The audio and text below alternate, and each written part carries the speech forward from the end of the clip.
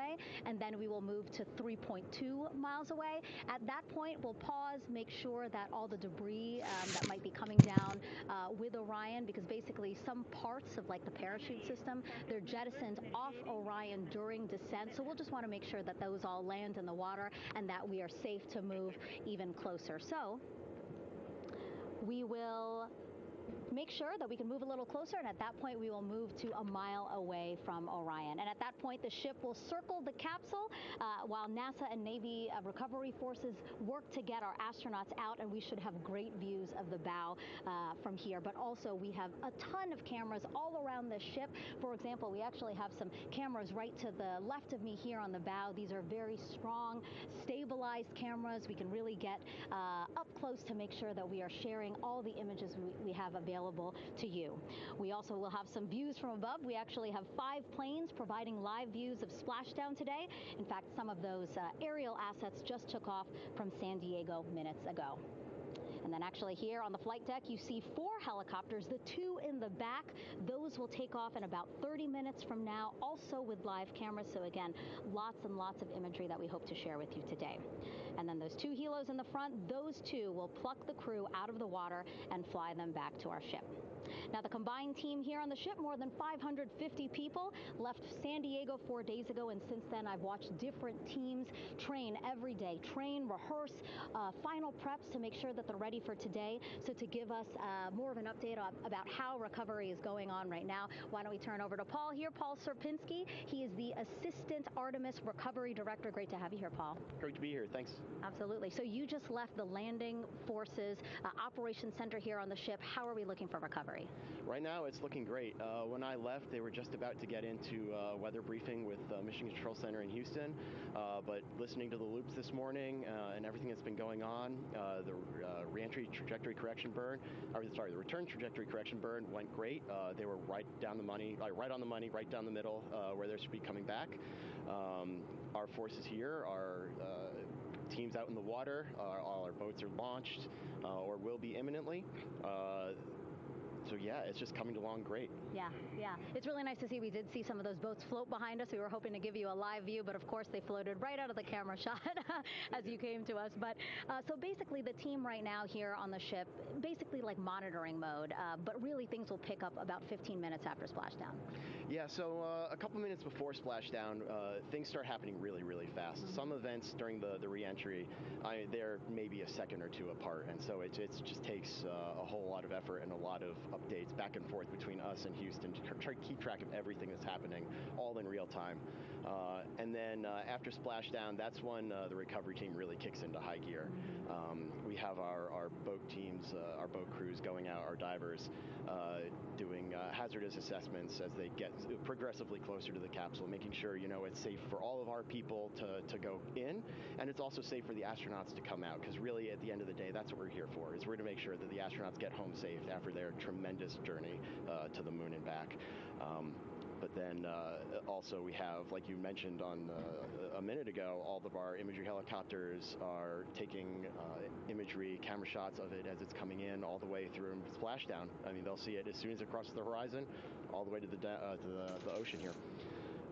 And then afterwards, we have to recover actually Orion to bring it into the well deck of the ship. Absolutely, yeah. And so once the astronauts are safe on board, then those same dive teams are going to transition into securing the capsule. They'll position some equipment around it to kind of facilitate that. The ship will move into position. We'll attach a really big winch line to it, and then a bunch of tending lines. We'll pull the capsule around behind the ship and then start to slowly bring it in. And then, Orion comes in, goes hard down, and everyone cheers. Great day. Great day, exactly. Lots to coordinate, a lot to manage. Basically, planning for this recovery, Artemis 2 recovery, started a month after Artemis 1 launched. That was the uncrewed test flight of the Space Launch System rocket, as well as the Orion spacecraft. That was November 2022, a month later, all the planning for this. How does it feel to be so close to welcoming our friends, our astronauts home? I mean, for the whole team, I walked around the ship this morning just kind of visiting with a lot of people, a lot of groups, and just kind of get the feel of them. And everyone has that same kind of mentality. Everyone's excited. Everyone's thrilled to see all that work that we've been doing, like you said, for the last 3 years, since right after the last one came back till now, and some people even further back. Some of them go back a decade, or more. So everyone is just excited and they're ready. They're really ready for this, and just to be able to see our crew come back, that's going to be a thrill for everyone. How are you feeling? Are you ready? Is this something you ever thought you'd be doing? I'm ready. I'm excited. This has been the pinnacle of my career so far. It really has. I've seen a lot of firsts, a lot of lasts, but I can't think of ever topping seeing the first crew to go to the moon and back in 50 years, and to be here and be a part of that. And it's just a tremendous privilege. And I'm, on behalf of the whole team, like, I'm thrilled, and so are all of us. We're ready. Yeah, I definitely think that those words really embody how everybody on the ship is feeling. So thank you so much, Paul. I appreciate you being here. And so, Rob, we'll toss it back to you again. We will continue to join you with live updates from the ship as much as possible. Thank you, Megan. Back here at the Johnson Space Center, the entry team of flight controllers looking over the shoulders of Reed Wiseman and Victor Glover there on the flight deck of Integrity, and again, just below their feet in the mid-deck area, if you will, Christina Cook and Jeremy Hansen of the Canadian Space Agency. They're in the final review of their entry procedures and all of the activities that will follow here very shortly in trip hammer fashion. We should note that after splashdown occurs, the flight control team here in Houston will be monitoring the orientation of the Integrity spacecraft. We are expecting it to splash down upright in what is called the Stable 1 configuration, with the top of the spacecraft pointed upward. Stable 2 would indicate that it is upside down in the water. Regardless of the orientation, there will be 5 inflatable airbags called the CMOOS system. That's the acronym for Crew Module Uprighting System. We are suit dot complete. Houston copies. Reed Wiseman acknowledging that the final steps in suit donning are now complete for the crew. Leak checks have been completed earlier. The CMOOS system, those 5 inflatable airbags, will be inflated with helium. Those airbags will ensure that the vehicle remains upright. While that activity is going on, the flight control team here will be checking the systems on Integrity, also making sure that there's no leakage of toxic gas from the spacecraft. It should take about 15 minutes from splashdown to the power down of all of the systems on Integrity. And at that point, assuming everything is in a nominal fashion, then the green light will be given for the Navy recovery teams to begin to make their way closer to Integrity, to begin the erection of a large inflatable life raft called a front porch that will be buttressed up alongside the hatchway to the spacecraft. That life raft will be used to bring the crew members out of this vehicle once the hatch is open, one by one. They'll get their land legs back after 9 days of weightlessness before they're put in harnesses to be hoisted one by one in sequential fashion, in an alternating fashion, to the 2 hovering Navy helicopters overhead. Houston Integrity for a status. Go ahead. Seats 3 and 4 are connecting umbilicals. We're going to be stepping into leak check soon. 1 and 2 will be seated. 3 and 4 will be free float, and we'll configure EPROC accordingly. Houston copies all. Reed Wiseman talking about the current procedures with the suiting of the crew members and subsequent leak checks. A full leak check for all 4 crew members. Everything is actually running 10 minutes ahead of schedule. So once the life raft is inflated next to the Integrity spacecraft, and the recovery teams have arrived alongside of the vehicle, the hatch will be open and the crew members will be brought outside into that front porch, as it is called, one by one. They then will be hoisted into the hovering helos overhead, and those helos then will turn around once the 4 crew members are on board, 2 for each helicopter, and will head back to the ship. That should be about a 10 to 15 minute transit. Once the helicopters land on the deck of the USS John Murtha, the crew members will be exiting those helicopters and brought into medical bay on the deck on the ship itself for comprehensive medical exams. They will spend a period of time yet to be determined on board the USS John Murtha before they are flown by helicopter to the shore in San Diego, to the San Diego Naval Air Station, and ultimately will board a NASA jet for the flight back to the Johnson Space Center here in Houston. Just to recap some of the key times that are coming up, we are expecting the separation of the crew module from the service module just 43 minutes from now. That is expected to occur at 6:33 p.m. Central Time, 7:33 p.m. Eastern Time. That will be followed just 4 minutes later by the crew module raise burn, the use of Integrity's thrusters one final time in a 19-second burn to slightly tilt the vehicle up into the correct orientation or angle of attack to ensure that it enters the Earth's atmosphere at the right angle, if you will. That will help deflect the buildup of heat against Integrity's heat shield. This was a deliberate move, a change in the procedures from the Artemis 1 mission that resulted in unexpected char loss on the Avcoat heat shield that had not been intended based on the entry trajectory for the Artemis 1 mission. What we're doing is we deliberately changed the trajectory of the entry from a skip entry that was about a 3,000-mile transit across the Pacific Ocean. We are expecting now from entry interface to the point of splashdown to have a range of just 1,701 nautical miles, and that in of itself will reduce the exposure time of heating on the heat shield of the spacecraft. Once the raise burn is complete, then the stage is set for entry interface at 6:53 and 31 seconds p.m. Central Time. That means that Integrity will be entering the Earth's atmosphere at an altitude of 400,000 feet, traveling at about 34,882 feet per second, heading for its splashdown site off the coast of San Diego, as you just heard from Megan Cruz on the deck of the USS John Murtha. Splashdown once again under those three main parachutes is expected at 7:07 and 8 seconds p.m. Central Time, 5:07 p.m. Pacific Time, 2.5 hours before sunset. The actual total distance traveled for Integrity from launch to splashdown is estimated at 694,481 statute miles.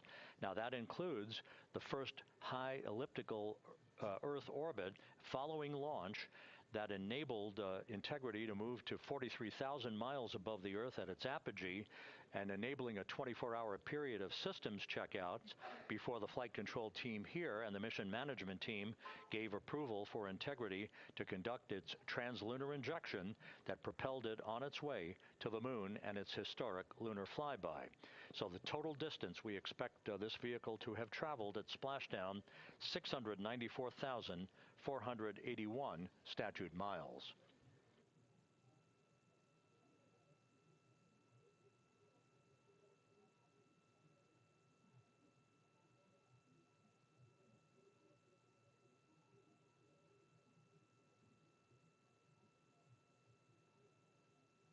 With everything proceeding on track and on time aboard Integrity, the vehicle system's in excellent shape as the Earth grows larger in the field of view. Let's go back to the USS John Murtha and Megan Cruz, who is standing by.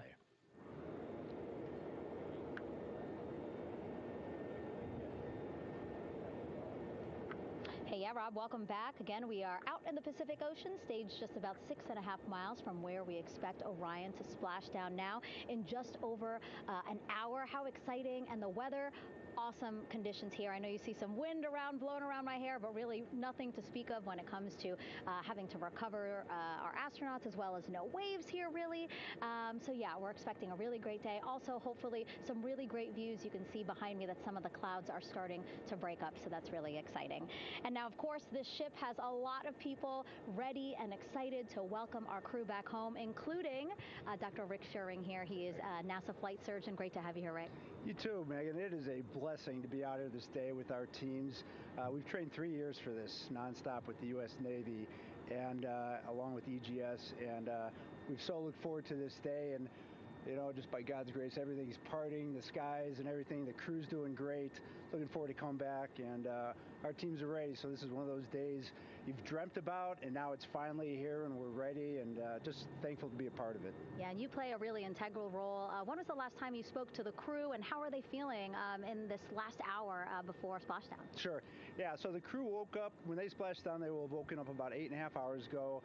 Me and my fellow crew surgeons, Doctors Chris Haas and Rafi Kumjian from this Canadian Space Agency, spoke with them about 6.5 hours ago, just to double check on how they were doing, if there's any medical issues, you know, how they slept, and then kind of go over their landing day protocol for their medications, for what we call a fluid load, to try to replace some of the fluid and electrolytes that they've lost with just a normal space adaptation. Once they got to space, they kind of have to replace some of that fluid to help them with the whole landing kind of readaptation to 1G, which they haven't done for the last 10 days. And then just kind of let them know how things are going to play out, you know, out with the open water teams all the way until we finally get to the med deck. So they were very pumped up, very hurried though. They had a lot of cabin configuration, a lot of things to get ready.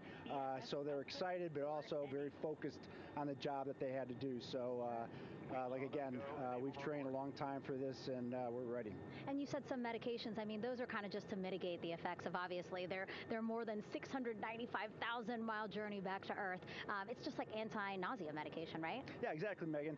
The you know, astronauts are very healthy, fortunately, and even when they come back in reentry, you know, the human system is very kind of dynamic. It has to readapt very quickly, and one of the most common responses they get is just some stomach awareness, to some nausea, even to some vomiting. And you know, with our crews that land out in Karagana, the Soyuz crews or our SpaceX crews, you know, they all kind of experience the same thing.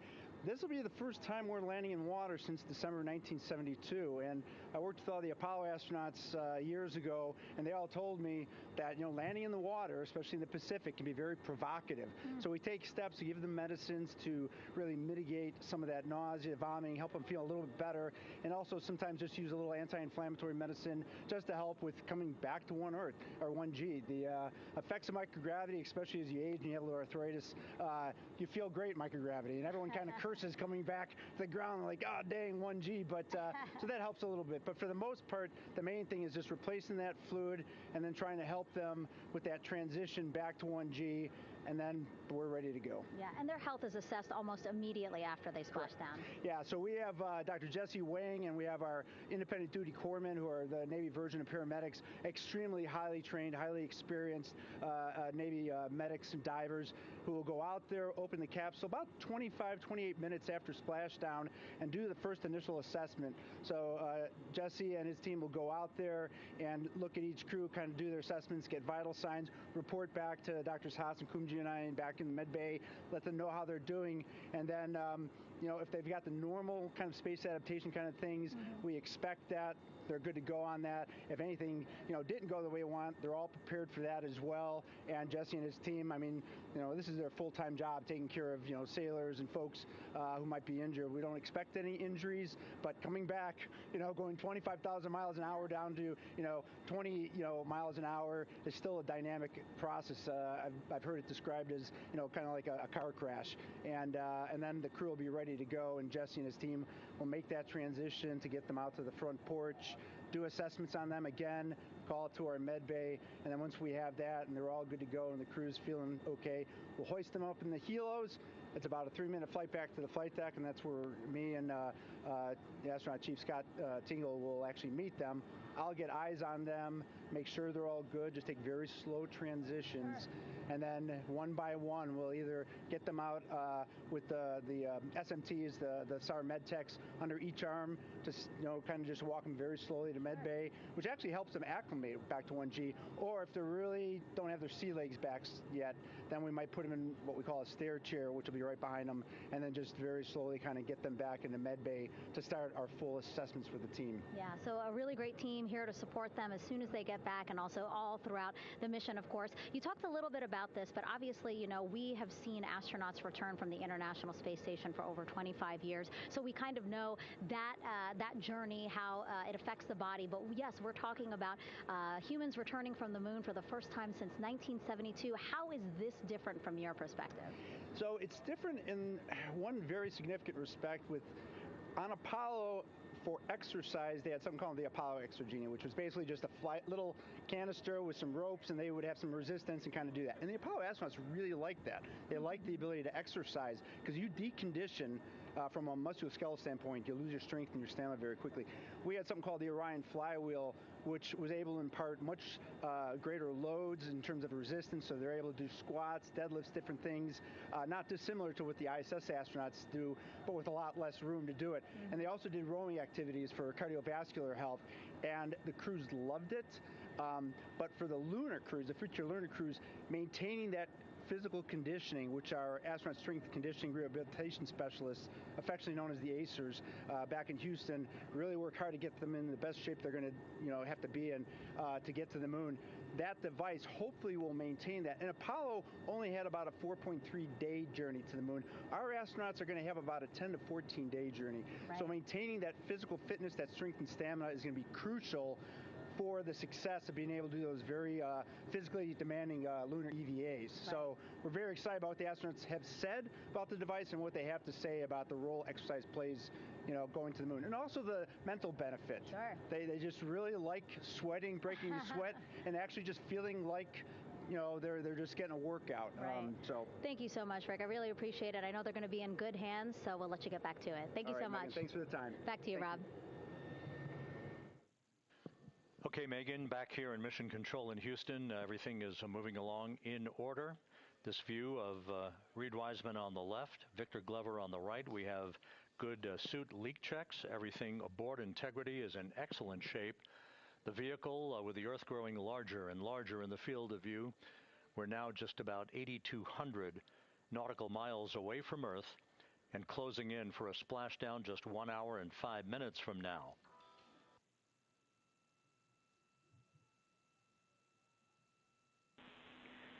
Integrity, just under a minute till your GPS maneuver initiates, and both GPS units look eager to acquire. Outstanding. Seats 3 and 4 are working on seat strap in now. Houston copies. Once again, as we start to close in on some of the major milestones, the first one coming up in just 31 minutes. And Integrity, just confirming the LCG gas trap was able to be closed out. Affirmative. Copy. Crew module, service module separation scheduled just 31 minutes from now. The key point of interest, of course, will be the performance of Integrity's heat shield during its high-speed entry back into Earth and the peak heating that is expected around the spacecraft of some 4,000 to 5,000 degrees Fahrenheit. On Artemis 1, as I think most folks know by now, we flew a trajectory known as a skip entry, in which we performed an initial dip into the atmosphere to bleed off some energy. Then we skipped out of the atmosphere and dipped back into the atmosphere before splashing down in the Pacific. But after the mission was over with, we noticed unexpected liberation of some of the charring effects on the heat shield known as AVCOAT. Before the flight, we had an opportunity to sit down and talk with Entry Flight Director Rick Henfling to get a perspective on what this all means and how the mission was redesigned to try to protect Integrity's heat shield to a higher extent. Let's take a look at that interview. Returning from the moon is a lot different than deorbiting from low Earth orbit. When we return from the moon, we expect to achieve velocities upwards of 36,000 feet per second. And in order to slow down to a nice, graceful splashdown in the Pacific Ocean, the flight crew is going to experience between 3 and 4 times the force of Earth's gravity. On Artemis 1, pressure buildup inside the char layer of the heat shield resulted in the char losses we saw. NASA established a Tiger team whose job was to investigate the cause of the problem and then make recommendations on how to fly the Artemis 2 mission safely and successfully. And so for Artemis 2, we are going to fly a profile that ensures the spacecraft will not see that same type of pressure profile. And so the char losses seen on Artemis 2 will not be like the ones that we saw on Artemis 1. Rick Henfling indicated that the orientation of the spacecraft and the shortening of the distance of transit to the splashdown zone from the point of entry interface when we reach the top of the Earth's atmosphere, which will be coming up at 6:53 and 30 seconds p.m. Central Time, should do the trick in minimizing the deleterious forces against that heat shield that were noticed on the Artemis 1 mission. And we think we see a beautiful sunrise over the west coast of Australia.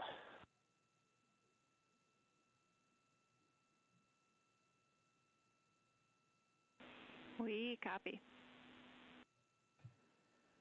Commander Reed Wiseman reveling in his final hour in space on this mission as Integrity is passing over the southwest coast of Australia now at an altitude of some 7,600 nautical miles.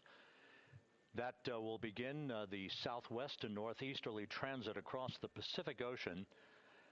Let's talk a little bit more about some of the highlights and some of the numbers associated with the points of interest here. We are 27 and a half minutes away from crew module, service module separation. That will be followed about 3.5 minutes later by the raise burn that we've discussed, a 19-second burn of Integrity's thrusters to fine-tune its angle of attack as it enters the Earth's atmosphere. Entry interface is scheduled 47 and a half minutes from now. That's the point at which we will reach the top of the Earth's atmosphere, traveling about 34,882 feet per second at an altitude of 400,000 feet. Just 24 seconds after entry interface, we will begin a blackout period of 6 minutes in duration at 6:53 and 54 seconds p.m. Central Time. Now, right about 10 seconds after the blackout period begins, we are expected to reach peak speed, which would be 24,661 miles an hour. That'll be about 103 miles an hour short of the velocity record set by the Apollo 10 astronauts, Tom Stafford, Gene Cernan, and John Young, when they returned from the moon on the Apollo 10 mission in 1969. That blackout period is expected to last 6 minutes in duration. At 6:54 and 52 seconds p.m. Central Time, we'll reach our peak heating period of about 4,000 to 5,000 degrees while we're in a communications blackout from Integrity and its astronauts. That blackout should end at 6:59 and 55 seconds p.m. Central Time, at which point we expect to regain communications with the crew. Capcom Jackie Mahaffey here in the flight control room will be talking to the crew, calling them, and will await a response from the crew as they come out of that blackout period. And at that point, their altitude will be just 157,000 feet above the Earth, traveling at 13,000 feet per second with a range to splashdown of just 147 nautical miles. From that point on, the next key series of events will be the deployment of a series of parachutes that we discussed before. First, the forward bay cover chute deploy that will pull the forward bay cover away from the top of Integrity, followed by drogue chute deploy, and then the main chute deploy that's expected at 7:04 and 44 seconds p.m. Central Time. That will begin the gentle descent of Integrity towards its splashdown at just a velocity of just 19 miles an hour. And that will begin the recovery operations that you just heard Megan Cruz discuss with her folks on the USS John Murtha. All of Integrity's systems in great shape. The crew is suited up. Leak checks complete as we stand by for the next major milestone, which will be the crew module service module separation just 24 and a half minutes from now.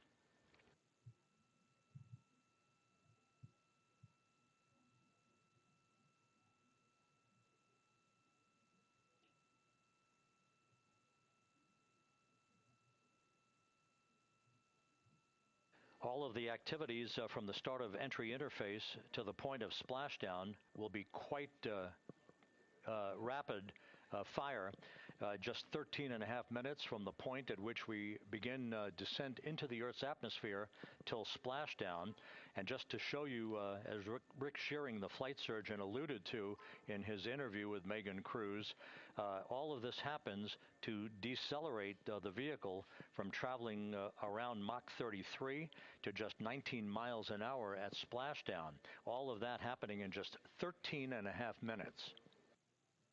But the vehicle and the parachutes are all designed to support all of that, so we'll be standing by to report all that to you in sequential fashion as these milestones are ticked off and as we hear from the crew during its entry back into the Earth's atmosphere and ultimately when they emerge from the blackout period, and at that point we'll be just minutes away from splashdown.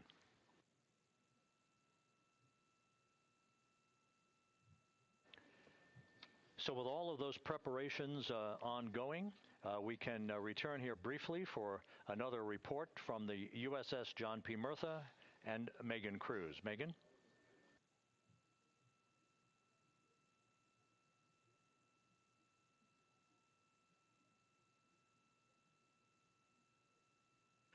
And we'll regain that communication with the USS John P. Murtha just momentarily.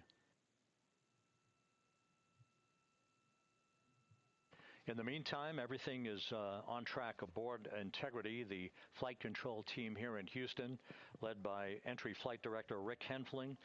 The voice you will hear talking to the crew is that of Jackie Mahaffey.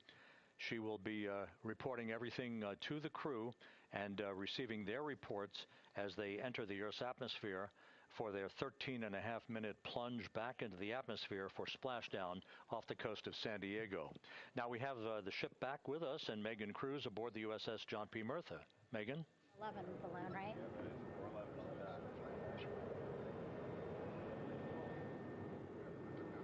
Hey, Rob, yeah, the excitement is really building here on the ship. I'm watching right now one of the weather balloons being lofted up from the ship. Again, weather balloons, very important for us to make sure that we are tracking the right kind of weather and also the data that's needed for what's called our Sasquatch team. Again, it's a team out of NASA that basically makes sure that the debris that comes off of Orion, again, some of those pieces of the parachute system, make sure that they don't fall on us here in the sea, and also our aerial assets, our folks in helicopters. So watching that float away right now. But with me right now is Captain Eric Kenny.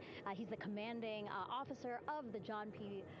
Murtha naval ship. Thank you so much for being here. There are so many moving parts that you have to keep an eye on. That's absolutely right, yeah. But first of all, on behalf of the crew of USS John P. Murtha, Megan, thanks for having me on today.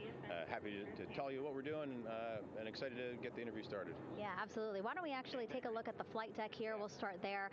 Basically, we also, while watching this weather balloon float away, we noticed all 4 helicopters leave the flight deck. We now have an empty flight deck. We had 2 imagery helos as well as the 2 crew helicopters that will go recover the crew. This is just one of the many things that, again, our ship of 550 people, it's something that you oversee as commanding officer. Yeah, absolutely.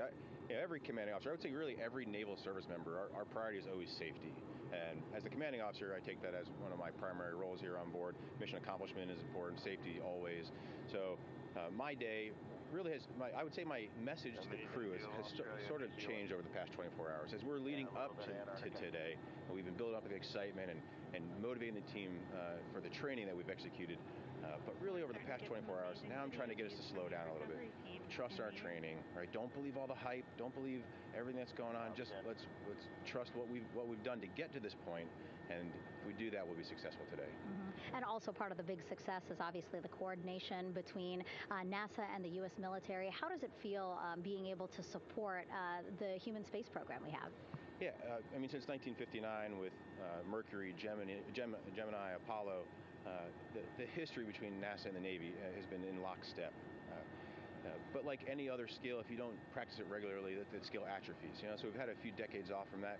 But, over the past 4 or 5 years, really with this ship over the past year, we've constantly trained and working for this moment right here.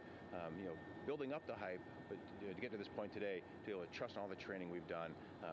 we've worked with, working with NASA, the Air Force, the medical team, dive team. You want to talk about high-performance organizations coming together, working in unison? We are seeing that here on board the USS John P. Murtha, and I can't be more proud of all the work everyone's doing. Yeah, you had some great words this morning saying just that, again, that it's really nice to see everybody working together and so excited. I mean, you just became the commanding officer of this ship back in February. How does it personally feel for you to be a part of this historic moment today? Yeah, I mean, first and foremost, I'd say any opportunity to command any warship in the United States Navy is a tremendous honor, is a pinnacle of any naval officer's career.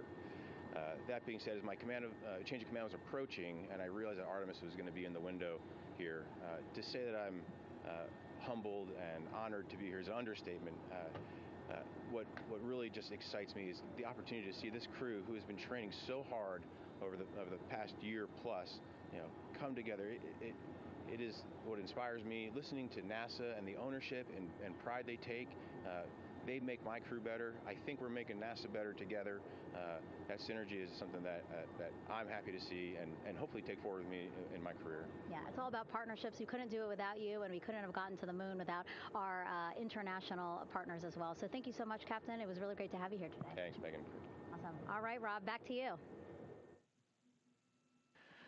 Thank you, Megan. Back here in Mission Control in Houston. We just had a quick view of the crew. We'll get that view back, and there they are again. Here in Mission Control, the entry team of flight controllers led by Rick Henfling and Jackie Mahaffey serving as the spacecraft communicator. We have just handed over communications links from the Deep Space Network that we communicated with the crew through from the time of the translunar injection burn back on April 2nd. We've just handed back to the Tracking and Data Relay satellite system as we prepare for the crew module service module separation that will take place just 17 minutes from now.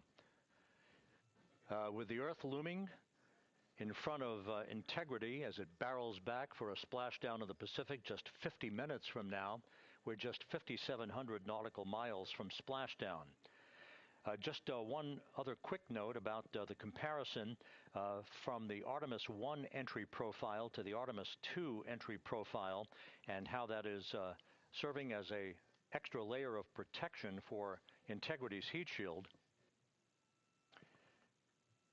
The Artemis 1 entry had an entry range of some 3,178 nautical miles, a very long downtrack, and a very longer period of exposure to heat loads than we're experiencing tonight. It also had that skip entry profile that we discussed earlier, dipping into the Earth's atmosphere, then back out, then back in. It was about 20 minutes of exposure. Integrity, Houston, comm check on TDRS. Jackie, we have it loud and clear on TDRS. We have you the same. And there's one of the weather balloons being deployed from the USS John P. Murtha.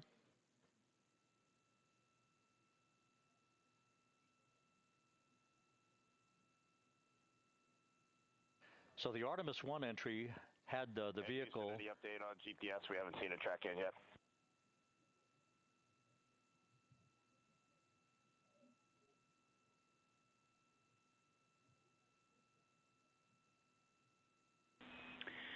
Reed, we are watching. We are starting to get into the window where they may start acquiring, so should be within the next 10 minutes. Okay, sounds good. We're holding at step 17 and getting ready for CM-RCS hot fire.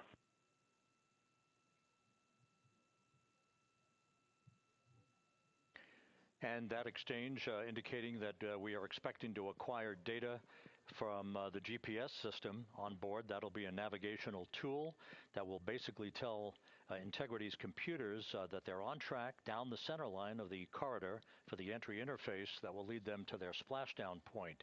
Once again, the Artemis 1 entry exposed the heat shield for about 20 minutes of peak heating. For Artemis 2, we're going to reach a downtrack distance of 1,701 nautical miles from the point of entry interface with just 14 minutes of duration.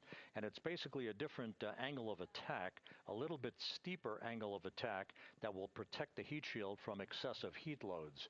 So that is the difference between Artemis 1 and Artemis 2, all designed into this mission to gather data, to protect the heat shield, since the Artemis 3 mission and beyond will have a different designed heat shield that will allow that skip entry type of profile to be resumed for all of the future missions coming back from the south pole of the moon when we initiate lunar landings. So we've handed over to the Tracking and Data Relay Satellite System. That's where we'll have communications for the rest of the flight. Just to give you some time hacks here, we're 13 and a half minutes away from crew module, service module separation, and just 17 minutes away from the raise burn, that 19-second firing of the thrusters that will basically be the final fine-tuning of the angle of attack for Integrity as it enters the Earth's atmosphere.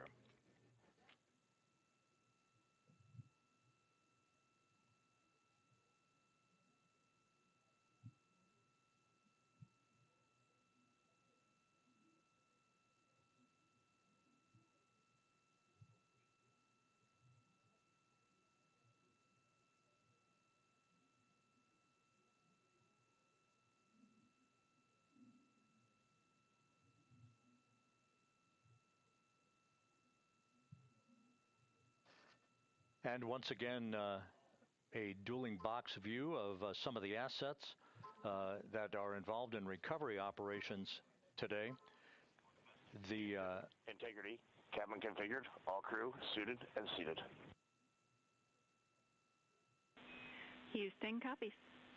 That confirmation from Reed Wiseman aboard Integrity, as you see the assets being deployed to the splashdown zone.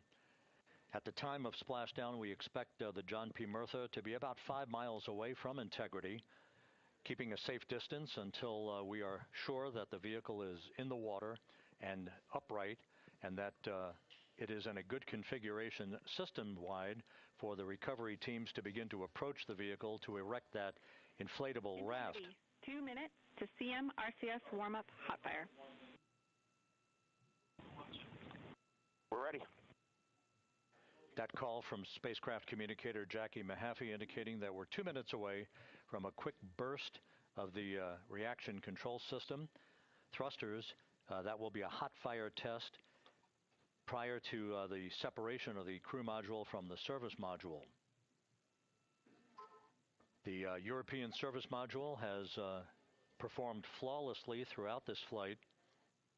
Everything, all the burns that had been prescribed for that service module have been executed on time and without a problem. There is the European flight control room that has overseen the manufacturing, the design of the European service module. They deserve quite a bit of credit on this mission for not only propelling the Integrity and its astronauts toward the moon, but also conducting the fine-tuning of its trajectory to bring it to this point where we are dead spot on down the middle of the corridor trajectory-wise to bring Integrity down for its splashdown in the Pacific just 44 minutes from now.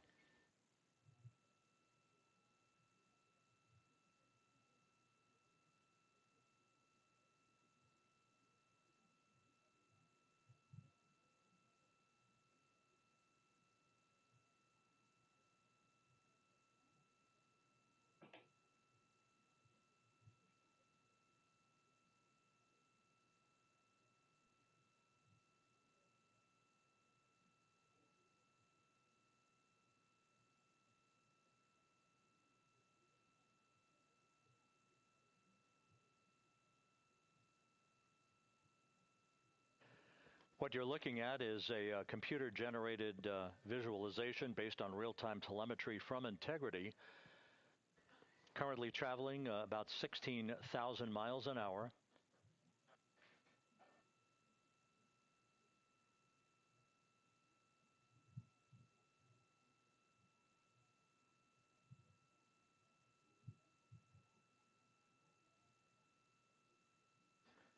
Integrity traveling about 16,000 miles an hour. For the prop cautions, we're taking a look. Copy that. Now just about 5,100 miles from Earth. Splashdown scheduled 43 minutes from now. We're just 9.5 minutes away from the crew module service module separation.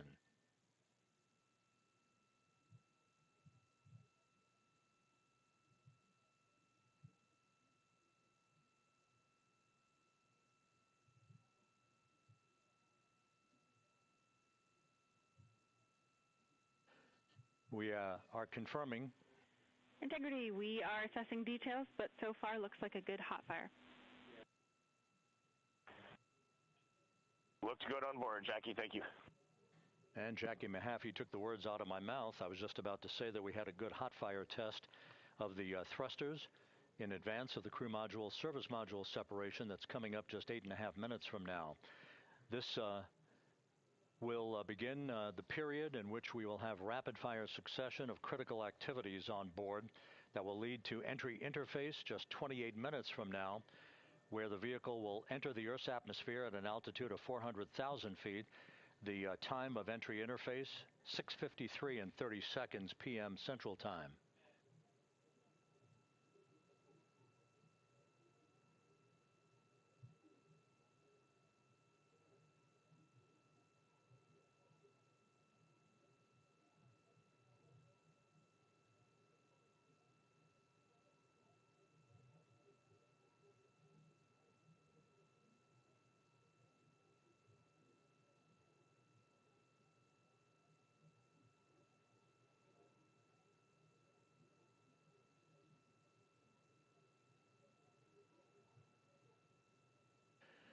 Integrity's astronauts were awakened at mid-morning to begin their entry preparations. And propulsion officer now reports a good hot fire test in preparation for the crew module service module separation.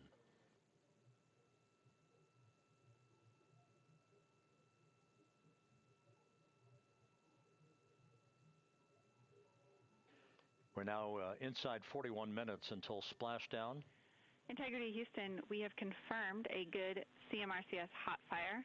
And although we are not seeing GPS acquired yet, you can skip the troubleshooting steps in 157 for now. Integrity copies.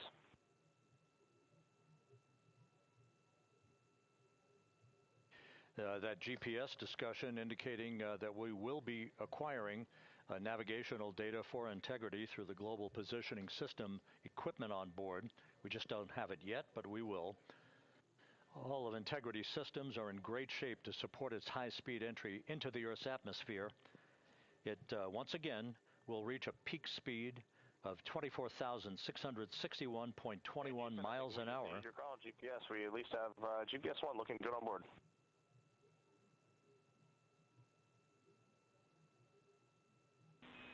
We are confirming.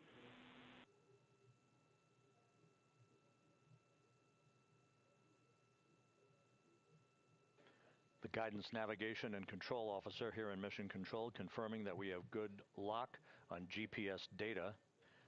We are on a communications link now through the tracking and data relay satellite system. Now, following splashdown, we're going to lose that link and go to what's called a VLDR, a very low data rate communications link, so that we can talk to the crew inside Integrity as they are on the water. Integrity, confirm we do see good GPS. We do too, especially GPS 1 is accepting in nav channels 1 and 3. That GPS data is basically telling Integrity's onboard computers its position relative to the Earth, but its trajectory and its orientation according to flight dynamics and the guidance, navigation, and control officer is spot on. We have now armed the pyros for the crew module service module separation coming up less than 5 minutes from now.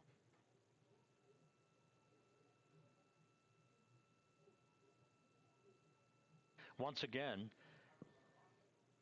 just 10 seconds after entry interface, we will see Integrity reaching its peak speed of 24,661.21 miles per hour.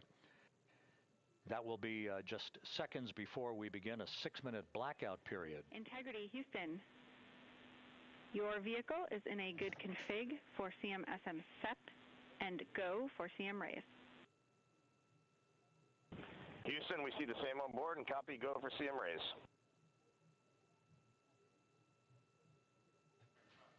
That CM raise referred to as the slight firing of 19 seconds by Integrity's thrusters with a change in velocity of 9.9 feet per second, a slight nudge of the aft end of the vehicle so that it's tilted a bit upward, providing the final angle of attack as the vehicle enters the Earth's atmosphere. This being the mitigating factor that will reduce heat loads on the heat shield as we reach a point downrange from the start of entry interface, some 1,701 nautical miles to the splashdown site.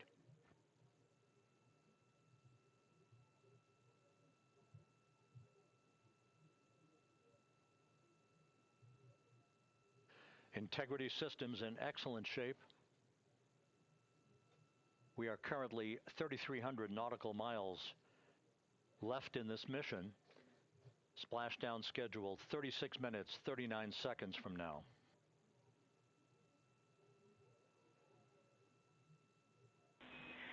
Integrity, Houston.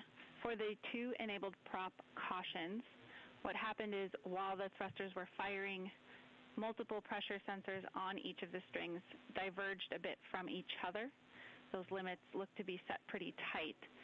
We think it could happen again when the thrusters fire in the future, so we are going to suppress those messages. We concur with suppress, not inhibit. Thank you. That exchange between Jackie Mahaffey, our Capcom for tonight, and Reed Wiseman aboard Integrity, indicating basically to ignore sensor data. All of Integrity systems are in good shape.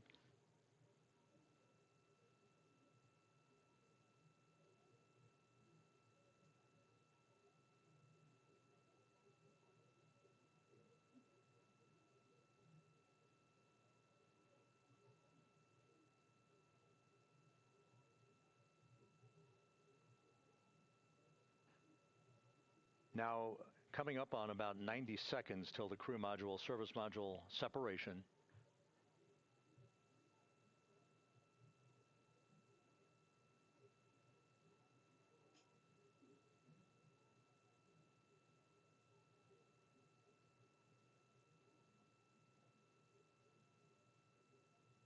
All quiet here in Mission Control as we enter the most critical phase of the completion of this flight.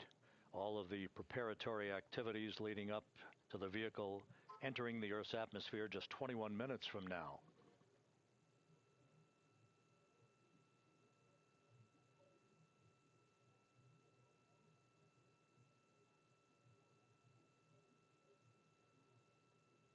Coming up on 1 minute.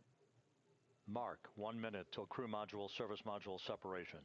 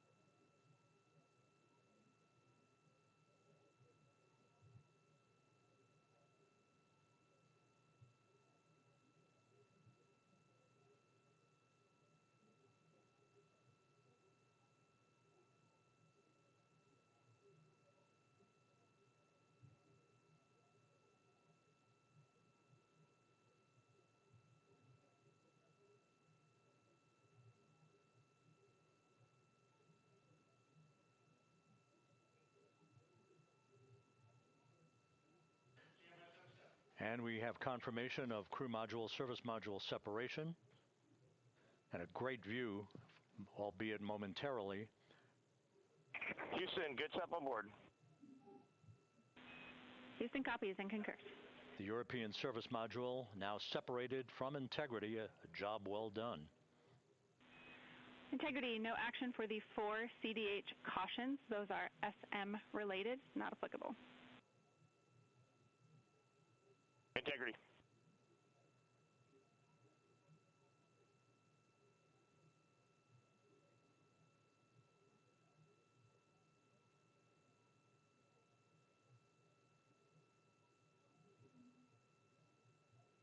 So, with Integrity now flying free on its own for the remaining 32 minutes of this mission, next up, the raise burn, a 19-second firing of Integrity's thrusters. Good GPS 2.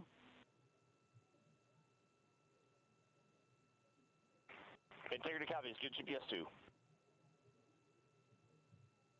Coming up on the 2-minute mark until the raise burn. Again, this is the final tweaking of the orientation of Integrity to put it in the right angle, if you will, the angle of attack that it will fly in during its entrance into the Earth's atmosphere. Entry interface now just 18 minutes, 25 seconds away. This is a visualization, but driven by real-time telemetry. This is the maneuvering of Integrity to the raise burn orientation. Just 2,800 miles from Earth.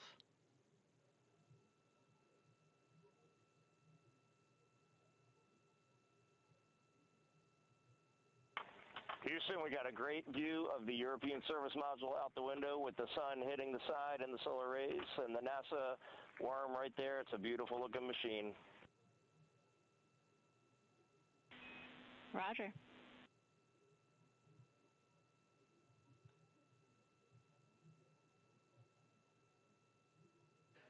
And we have completed the maneuver to the raise burn orientation, 1 minute away from the raise burn.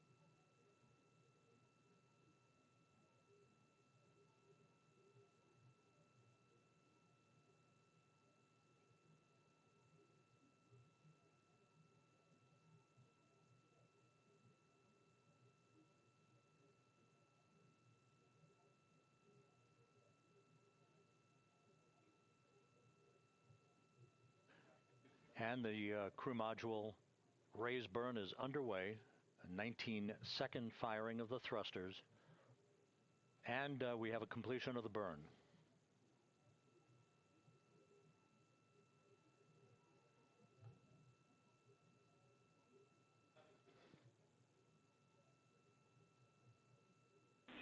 Integrity, good. CM raise burn. Your flight path angle is within limits.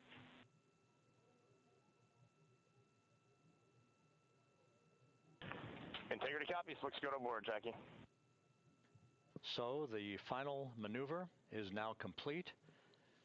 Our trajectory for a splashdown in the Pacific 29 minutes from now is set and will not be amended any further. And we have the right angle of attack to mitigate any excessive heat loads on the vehicle during entry interface. Integrity, Houston, a heads up about comm coverage. When you perform the 180 roll, for the first minute or so in that attitude, we expect about a minute LOS. We copy.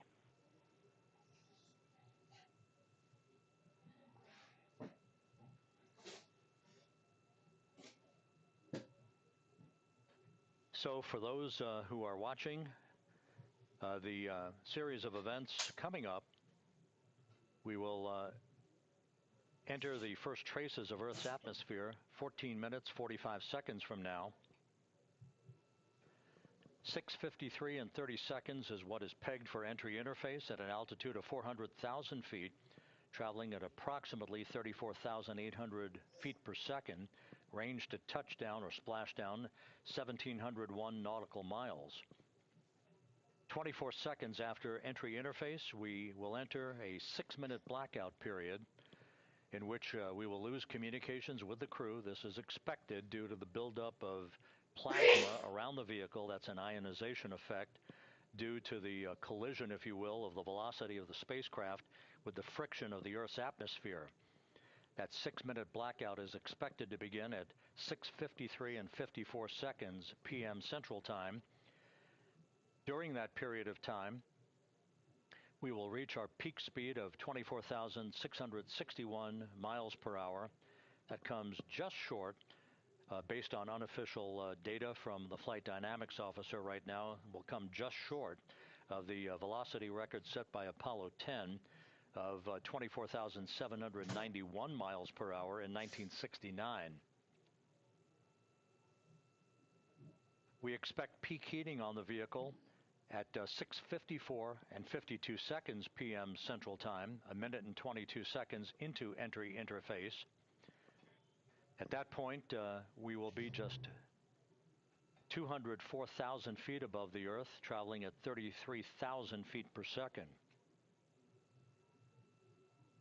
The blackout period is expected to last 6 minutes. We expect that blackout period to end at 6:59 and 55 seconds p.m. Central Time. From the end of the blackout period until splashdown, it is just 7 minutes, at which point we'll start deploying the series of parachutes to slow integrity down to an ultimate splashdown velocity of just 19 miles an hour. We see the same, waiting for the 180 rolls.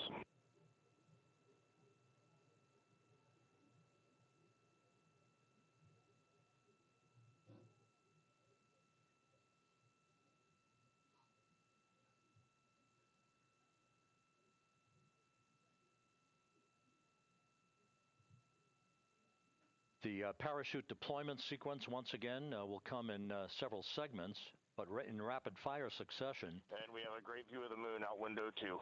Looks a little smaller than yesterday. Guess we'll have to go back.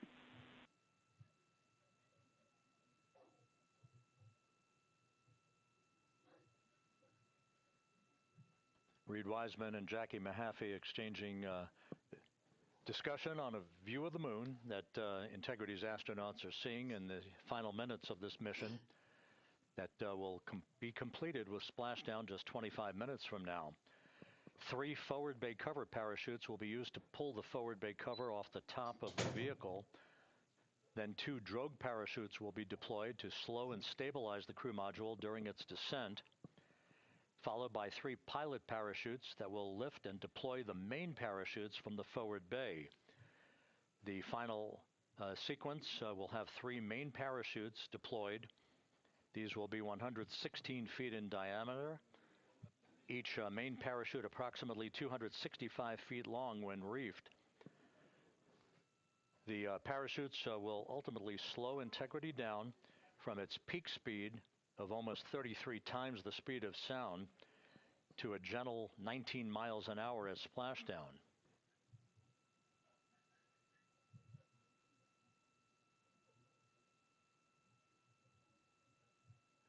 The vehicle is now currently in a roll to the proper attitude for entry interface. Our trajectory is right on according to flight dynamics.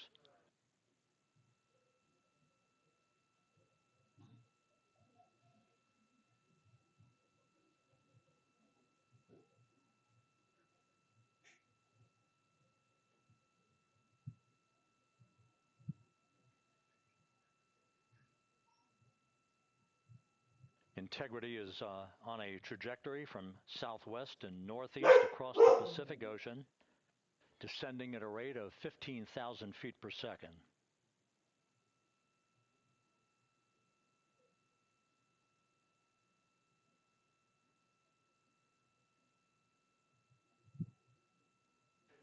Range to touchdown 4,300 nautical miles, all the systems in excellent shape.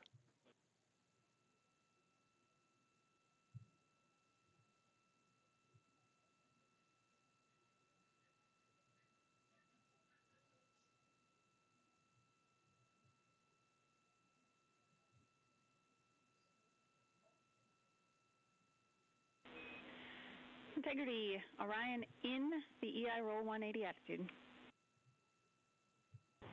Looks good on board, Jackie.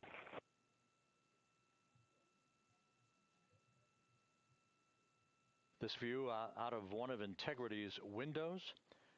We had a call for 3 good baros. Those are barometric pressure sensors that feed altitude and rate of descent information to Integrity's computers that will trigger the parachute deployment sequence. We are less than 9 minutes away from entry interface, 22 minutes from splashdown.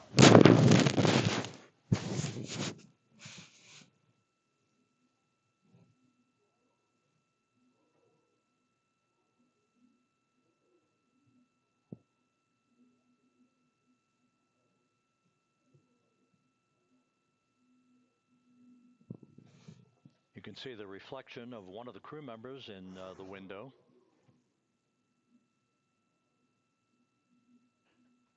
Out in the Pacific, the weather conditions remain go. Just a few clouds, some scattered clouds, winds at 10 knots, wave heights just about 4 feet. A gentle day in the Pacific for the homecoming of Integrity's astronauts.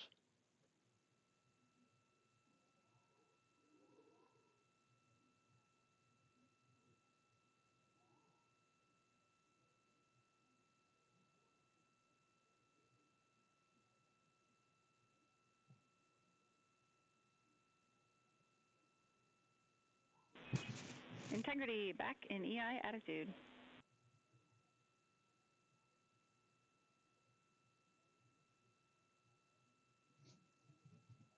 We see the same on board, Jackie.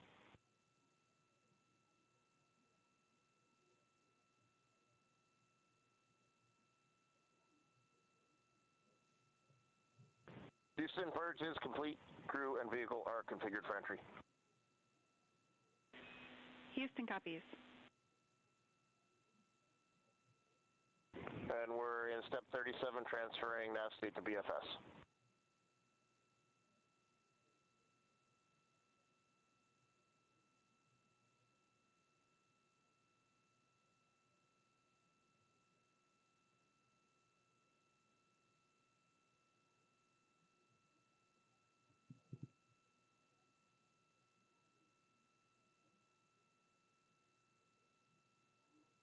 And Houston, in instruction 509, we are not below 0.2.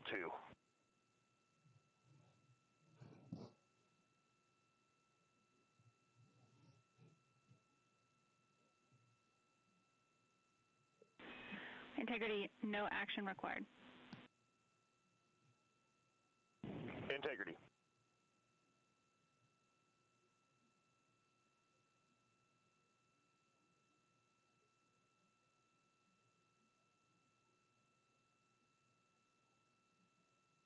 Now 6 minutes away from entry interface. We will hit the first traces of Earth's atmosphere at an altitude of 400,000 feet, traveling about 34,882 feet per second. Range to splashdown at that point will be 1,701 nautical miles.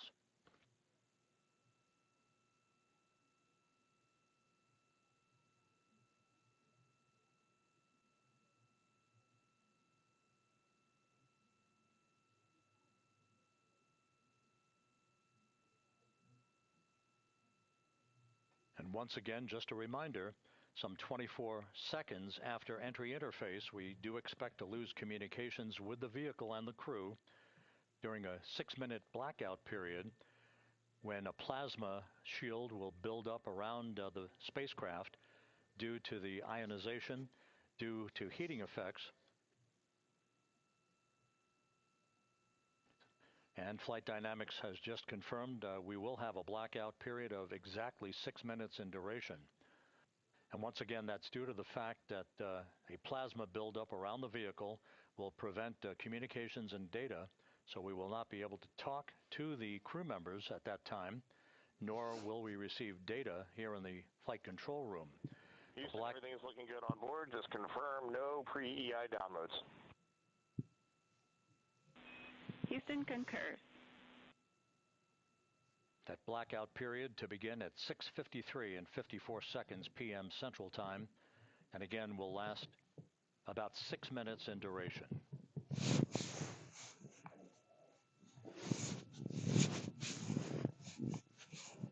We're 4 minutes away from entry interface.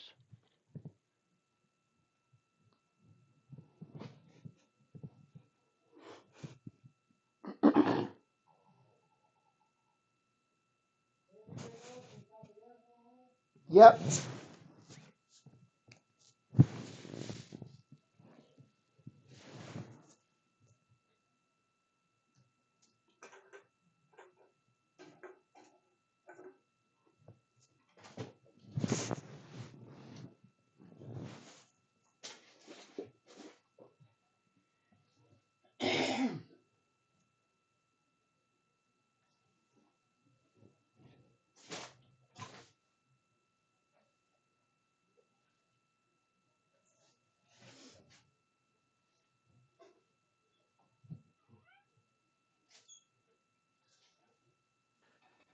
This view from Integrity as it crosses from southwest to northeast across the Pacific Ocean, 3 minutes from entry interface.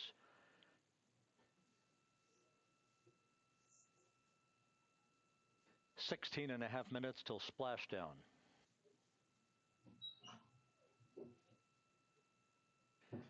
The USS John P. Murtha and the recovery team is on station and in position, as are the airborne imagery assets that we hope to receive imagery from as Artemis enters the Earth's atmosphere and through parachute deployment.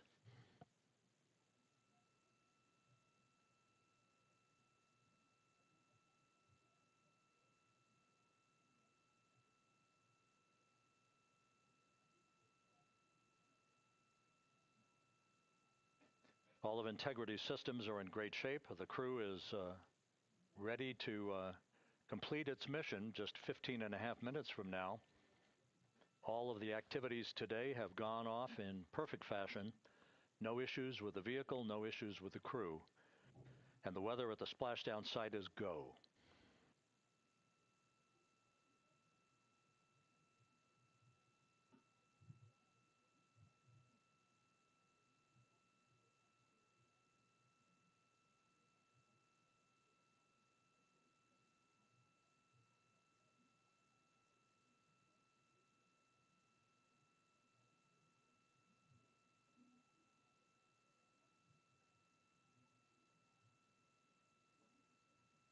Coming up on 1 minute until entry interface.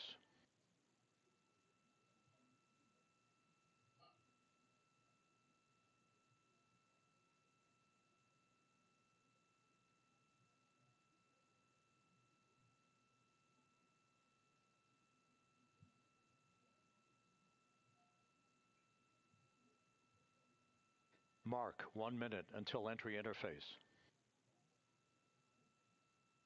1 minute, 20 seconds until the expected start of our 6-minute blackout.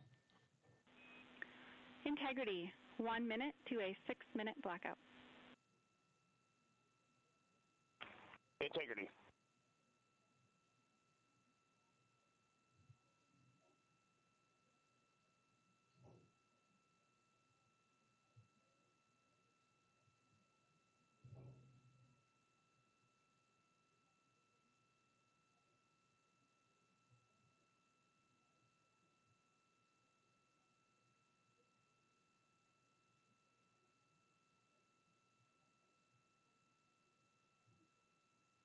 Ten seconds till entry interface.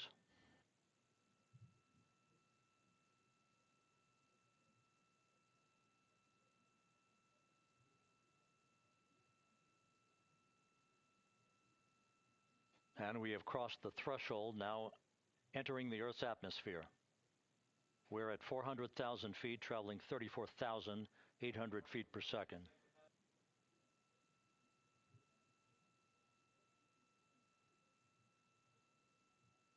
Time to splash down, 13 minutes, 10 seconds.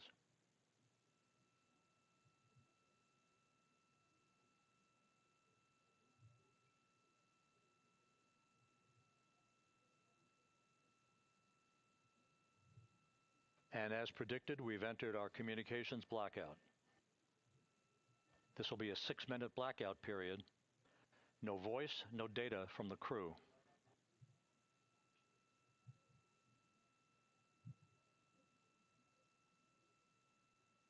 We're 30 seconds away from the anticipated point of peak heating on the vehicle, where temperatures will rise to about 4,000 to 5,000 degrees Fahrenheit. This is the true test of our trajectory.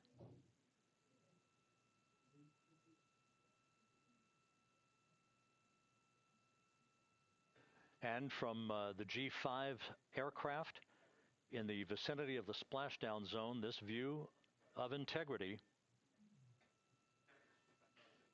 So that pinpoint of light shows the vehicle as it enters the period of peak heating in the Earth's atmosphere, the first tug of gravity being felt by Integrity's astronauts since their launch back on April 1st.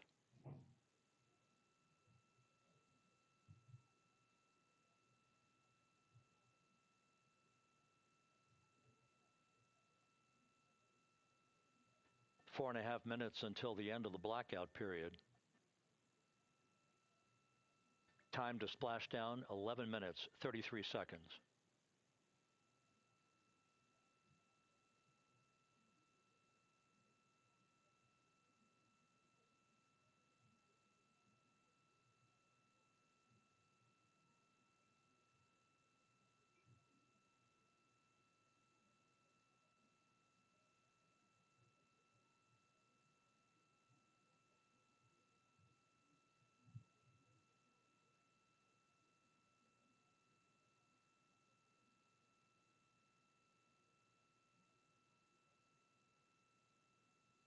The landing and support officer reports that the P3 has acquisition on Integrity.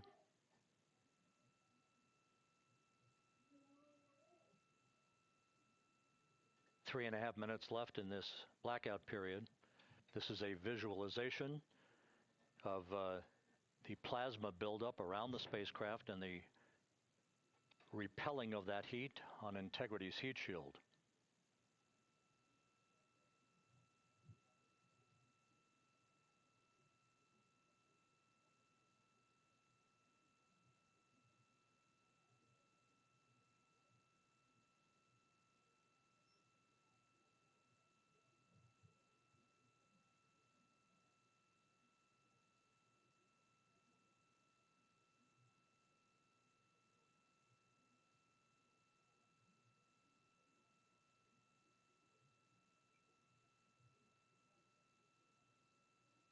Flight Dynamics reports that airborne assets in the vicinity of the splashdown zone do have a visual on Integrity. Still 2 minutes and 40 seconds left in our blackout period. Time to splashdown, 9 minutes, 35 seconds.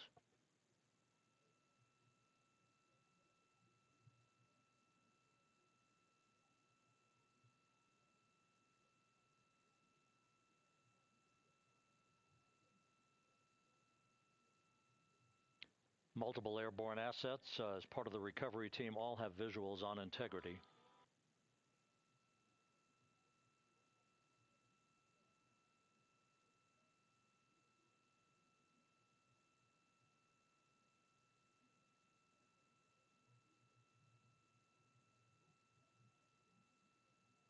And the WB-57 flying in the splashdown zone also has a visual.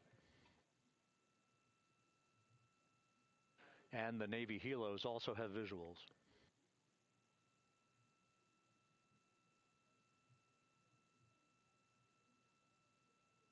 We're still in the blackout period. Still do not have communications from the crew.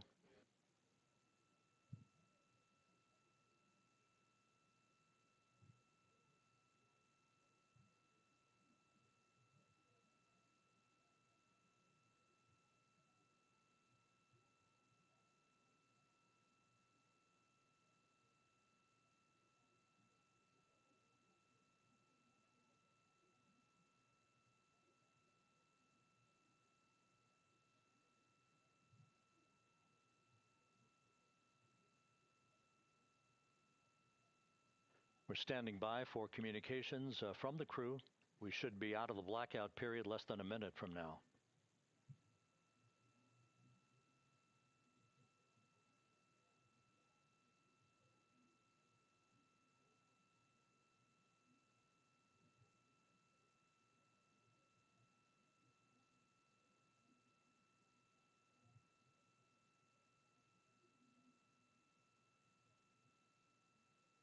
We are now processing data from Integrity.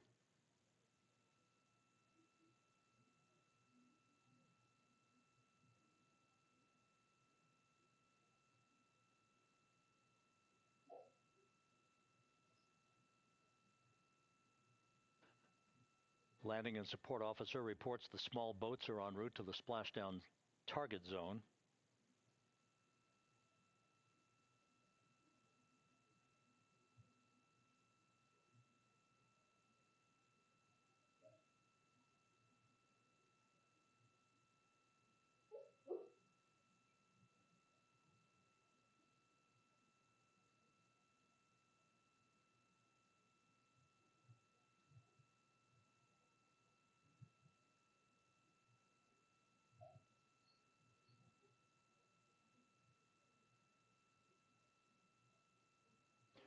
Passing through 150,000 feet, our trajectory is perfect. We're getting intermittent views of Integrity. Still waiting to establish voice communication.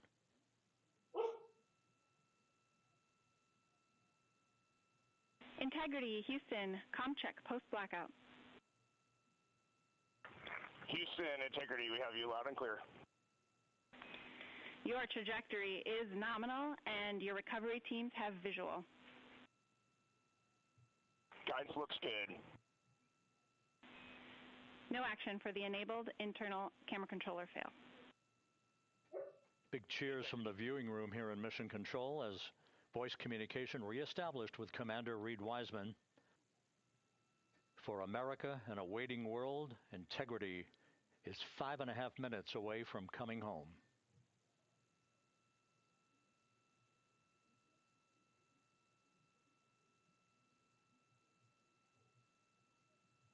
Passing 100,000 feet now. Range to splashdown 19 nautical miles.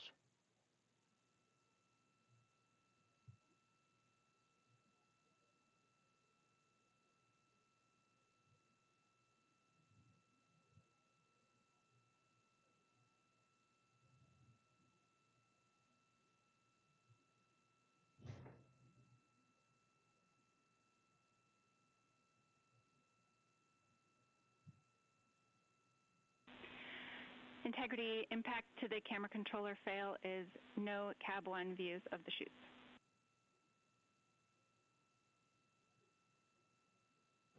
Integrity. We're processing good data through the GPS system. A good view of Integrity, time to splashdown 4.5 minutes.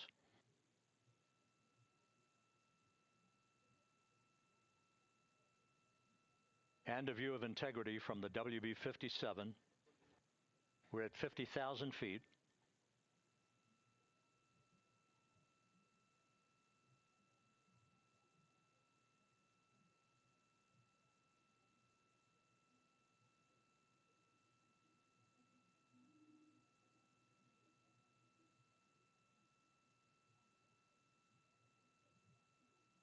The pyros are armed for forward bay cover jettison.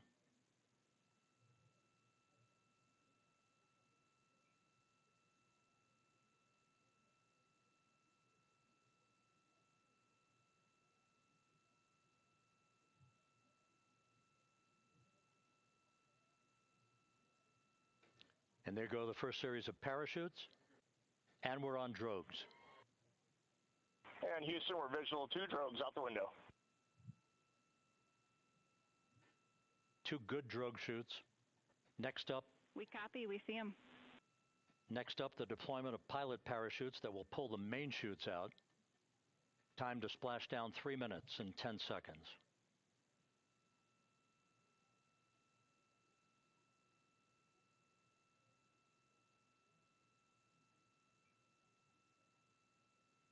Perfect descent rate according to flight dynamics. Good rates on 2 drogues. We see the same on board.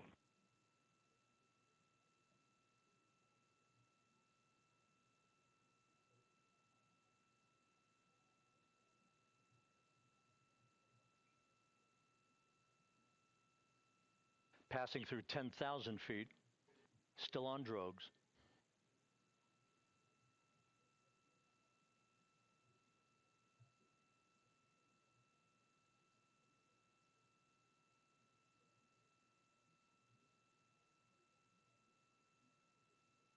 Main chute deploy. We're at 5,000 feet.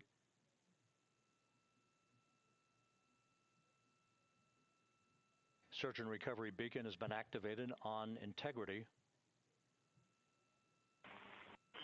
And we have 3 good main chutes. Good 3 main chutes, good reefing, good descent rate. Good rates, and we see 3 good-looking parachutes.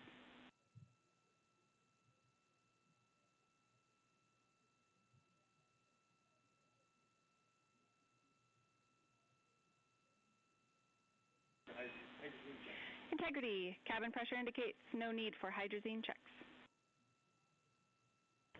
Integrity copies. This is a perfect descent for integrity. Its crew sounding hale and hearty on board. Time to splash down 1 minute, 15 seconds.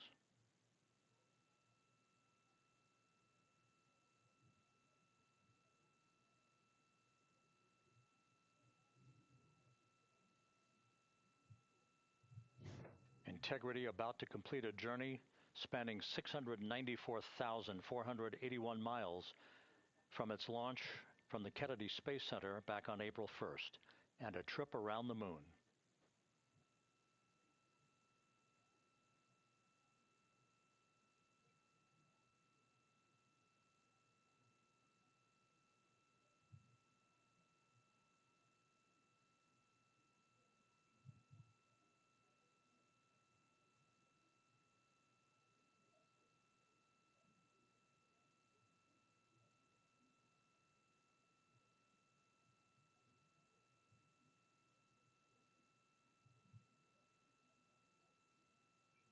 Passing through 1,000 feet.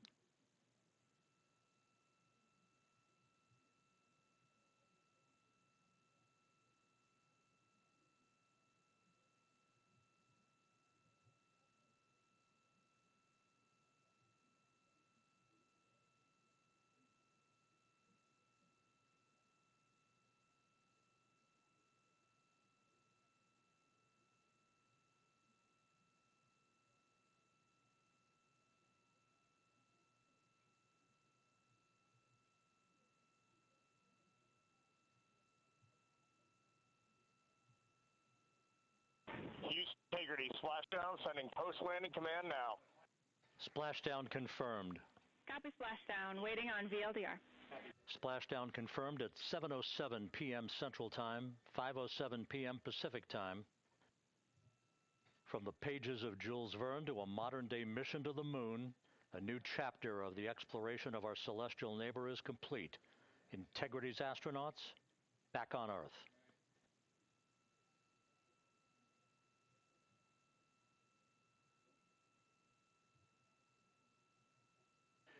And the landing and support officer reports the vehicle is stable 1. We still will be deploying the crew module uprighting system to maintain that orientation. A perfect bullseye splashdown for Integrity and its 4 astronauts.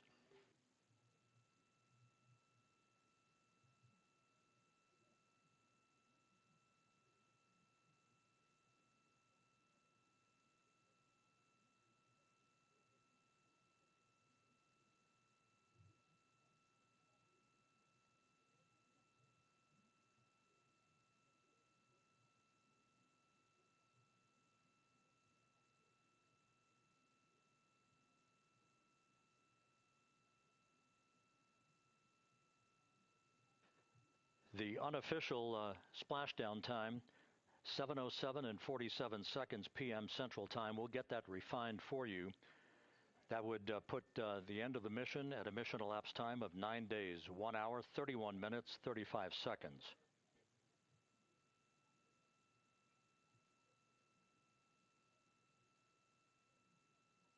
And we're configuring for very low data rate.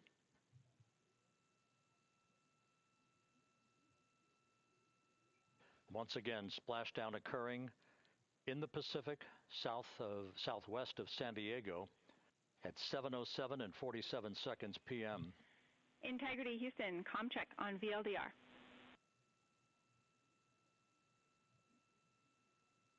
Houston, we have you loud and clear on VLDR. How else? We have you the same. We'll meet you over in post-landing. Perfect communications established. A journey. We are stable 1, 4 green crew members. Houston copies all. Reed Wiseman reporting 4 green crew members. That is not their complexion. That is the fact that they're in great condition. That's what that means. So stable 1, upright. The crew module uprighting system is being deployed. The 5 airbags being inflated through helium to maintain the upright configuration for the vehicle. This was a textbook entry and a textbook touchdown for Integrity. Reed Wiseman, Victor Glover, Christina Cook, and Jeremy Hansen back on Earth after a journey around the moon.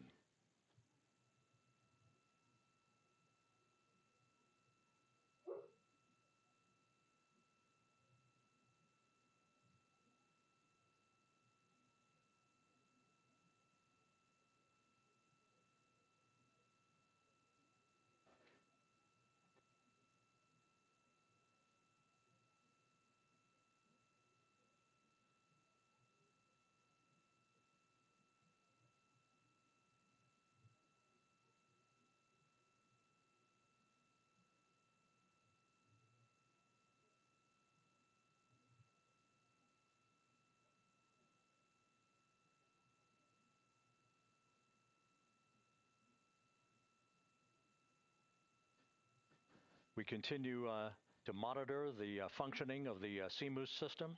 The airbags are being inflated to maintain a stable 1 or upright configuration. And there's a good view from one of the naval helicopters hovering overhead. Reed Wiseman reporting 4 green crew members, meaning they're all in excellent shape.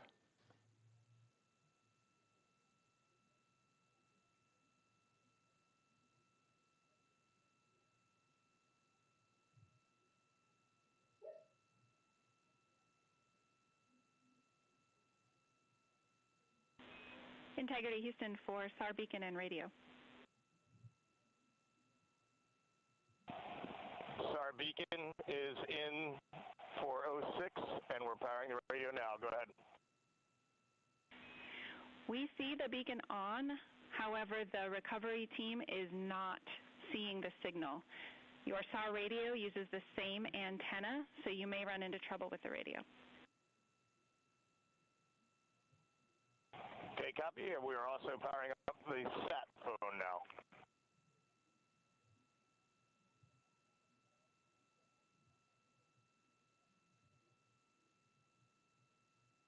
So Integrity is in great shape, and as the crew continues its post-splashdown timelined activities on board, Reed Wiseman once again reporting that all 4 crew members are in excellent shape.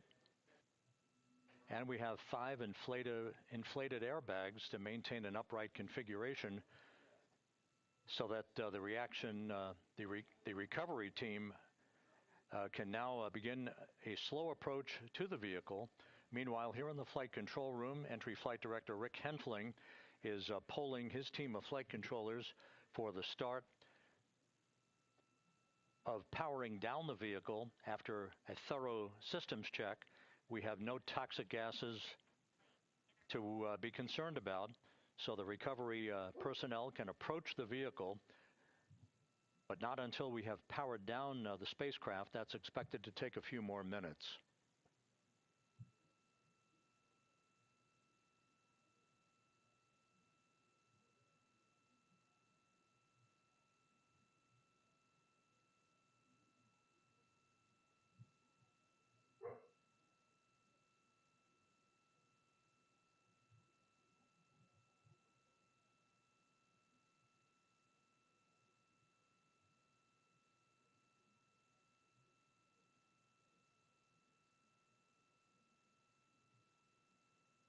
Integrity back on Earth following its historic flyby of the moon. It was, for all intents and purposes, a textbook mission. On 28 per hour remain on this frequency. We copy.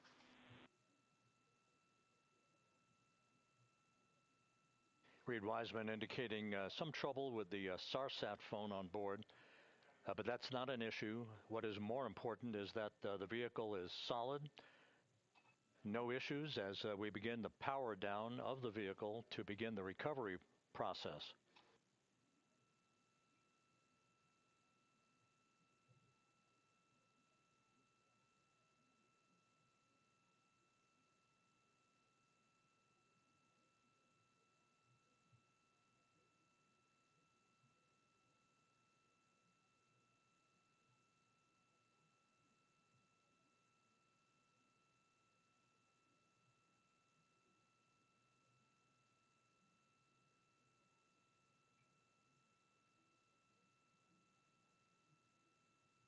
The propulsion officer here in Mission Control reports that we have safed the prop system on Integrity.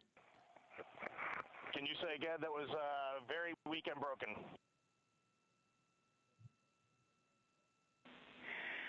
Integrity, Houston did not call.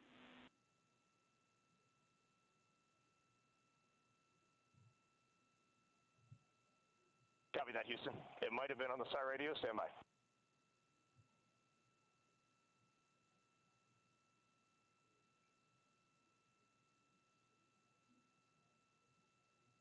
All of the milestones were executed in perfect fashion. Integrity entering the Earth's atmosphere right on time, reaching its peak speed shortly after a blackout period began. We emerged from the blackout period, but the recovery imagery airborne assets were able to pick up Integrity's descent almost immediately through entry interface, tracking the vehicle all the way down. And finally, you saw the sequence of chute deployments. First, the forward bay cover being pulled off the top of the vehicle by a series of 3 parachutes. Then the drogue chutes were deployed, followed by the 3 main chutes that slowed the splashdown velocity of Integrity to just 19 miles an hour.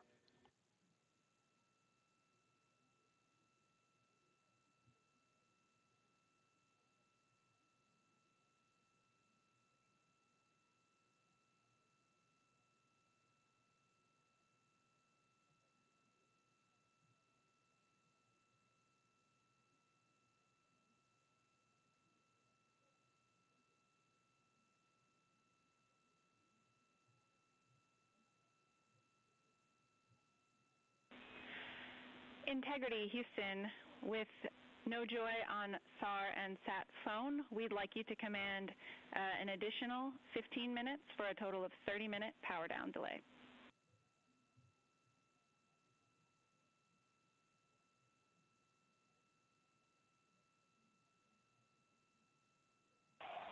All right, Jackie, we have selected T/D+30. No joy on SAR radio or SAT phone. And stand by, we have the master diver on SAR radio. Please hold comms. Hey, Lily. Excuse me. Hey, Jackie, we just got the master diver on SAR.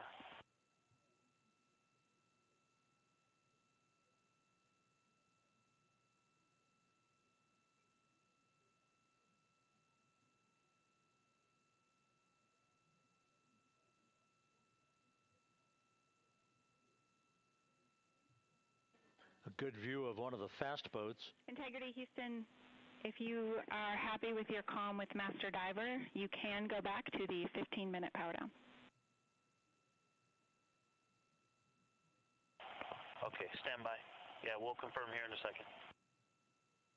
The crew on board Integrity coordinating with the flight control team in Houston here in Mission Control on the timing of the power down of the vehicle, which will be the precursor to the recovery teams approaching the spacecraft. There are no issues with integrity. We've had a bit of broken capability in establishing a SARSAT or satellite phone communications capability between the crew on board Integrity and the recovery team. That will get sorted out here shortly. There's plenty of cooling on board Integrity, so there's no rush to begin the power down. I tried to call you on the sat phone and not getting an answer there either. Concur. We haven't had anything come through.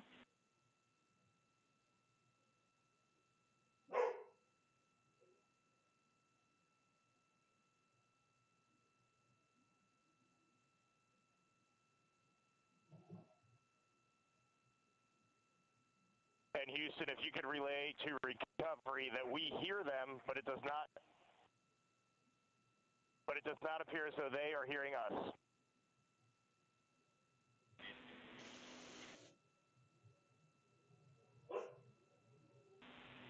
Houston copies, and Reed, just to confirm, you are pushing the PTT on the radio.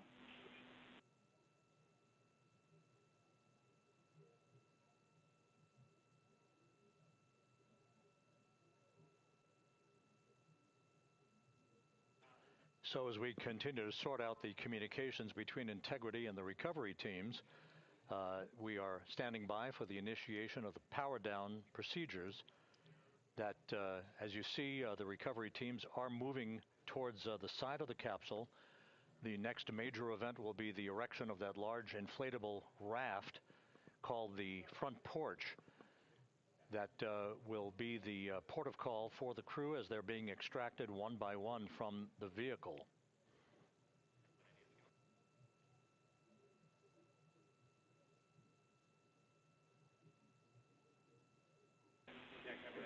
Integrity, Houston, for sat phone, we are going to attempt to call you.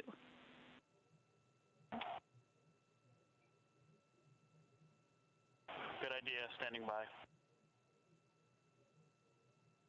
And Jackie, yes, we are pushing the push to talk, the two buttons on the left side of the radio below the up-down arrows. We are utilizing them. I'm rebooting the radio to see if we get good comms. Okay, we copy all, and just to confirm, you are seeing that you're touchdown plus 3030 for power, correct? That's affirmative.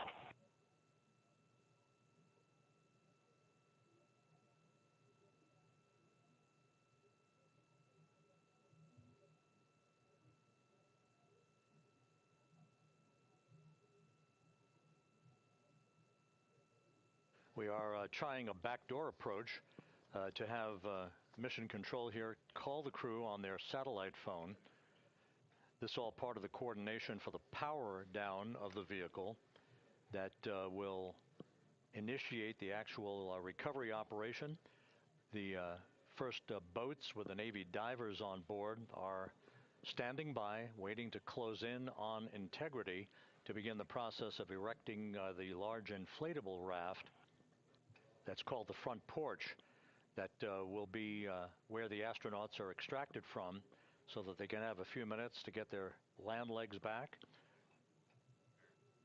before they're hoisted aboard the Navy helicopters for the flight back to the deck of the USS John P. Murtha. Do not reply.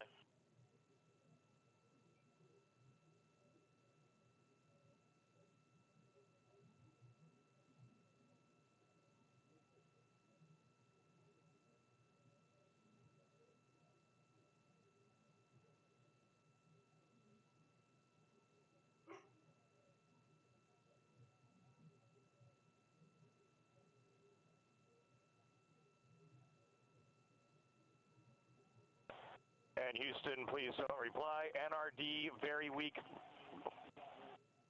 but readable. Master Diver, we can hear, but they cannot hear us.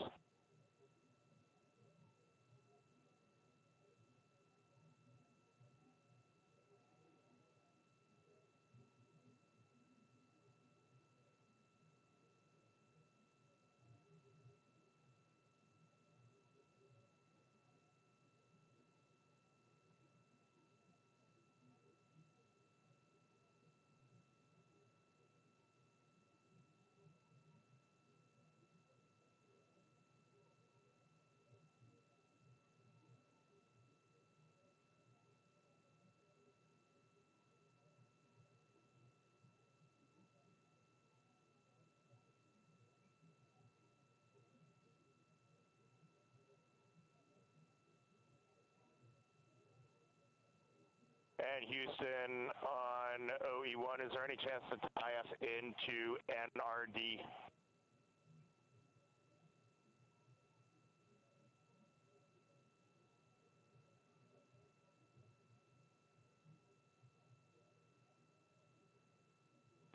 Checking.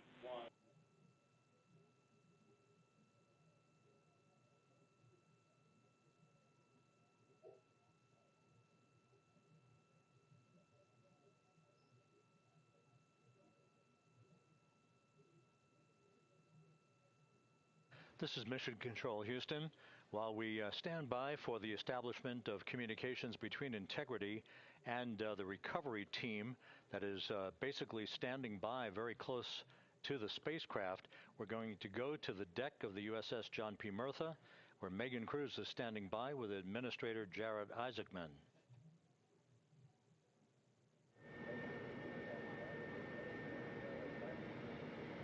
Hey, Rob, yeah, just such an honor to be able to be here on the ship, to be able to share and experience this moment with everyone together. And of course, as you just said, yes, here with NASA Administrator Jared Isaacman. Administrator, how did you feel getting to witness this and seeing NASA at its best? Oh, I mean, I'm honestly, I'm still at a loss for words. I mean, you know, like the childhood Jared right now can't believe what I just saw. I mean, almost been waiting my whole lifetime to see this, and then it's NASA Administrator. I just couldn't be more proud of the entire workforce, the years, the effort, the late nights, all the hard work from across the country that contributed to this incredible moment right now. And yeah, incredibly grateful too for our teams here on the John P. Murtha right now. Yeah, look at the behind us here. Got everybody. Hey, what do you guys think? We just brought some astronauts back from the moon, huh? Unbelievable. Awesome. Thank you. Yeah, so grateful to the Navy, the sailors that are here, the NASA teams. I mean, this is a joint effort that's on their way right now. These recovery forces are getting out to our Orion spacecraft, to Integrity, get our astronauts back on the ship safely. Yeah, and this is not just an accomplishment for NASA. This is an accomplishment for humanity. Again, a historic mission to the moon and back. How does this make you feel, and what do you hope people take away from this? Well, I'll tell you, you know, I think about the crew members that we've all had an opportunity to observe over the last 10 days, right? I mean, they're absolutely professional astronauts. I mean, wonderful communicators, almost poets. But then I think these were the ambassadors from humanity to the stars that we sent out there right now. And I can't imagine a better crew than the Artemis 2 crew that just completed a perfect mission right now. So yes, it's a huge moment for everybody, right? I mean, we are back in the business of sending astronauts to the moon, bringing them back safely, and to set up for a series more. I mean, this is not a once in a lifetime, which you hear sometimes around here. It's like, this was a once in a lifetime. No, it's not. This is just the beginning. We are going to get back into doing this with frequency, sending missions to the moon until we land on it in 2028 and start building our base. Yeah, are we going to build on the momentum for Artemis 3? I mean, it's just around the corner. Absolutely. So, I mean, that's, you know, part of me too. Like, I can't wait to get the crew off of Integrity right now, but also getting Integrity back on this ship so we can start taking a look at it, because all that data is so precious to us right now. I mean, we are going to definitely want to take a good look at the thermal protection system. We're going to want to download all the data they couldn't transmit back to us and use that to inform Artemis 3. But we're already making progress, right? You had SRB segments already showing up at KSC. Core stage for Artemis 3 is rolling out on April 20th. We're getting Mobile Launcher 1 back in vehicle assembly building. So yes, there is a lot to celebrate right now on a mission well accomplished for Artemis 2, and at the same time, we got to start getting ready for 3. Amazing. And last question, you know, for people who joined us for all 10 days to see what we can accomplish together with our international partners, what do you think about the fact that we're going to keep doing this more and more and more?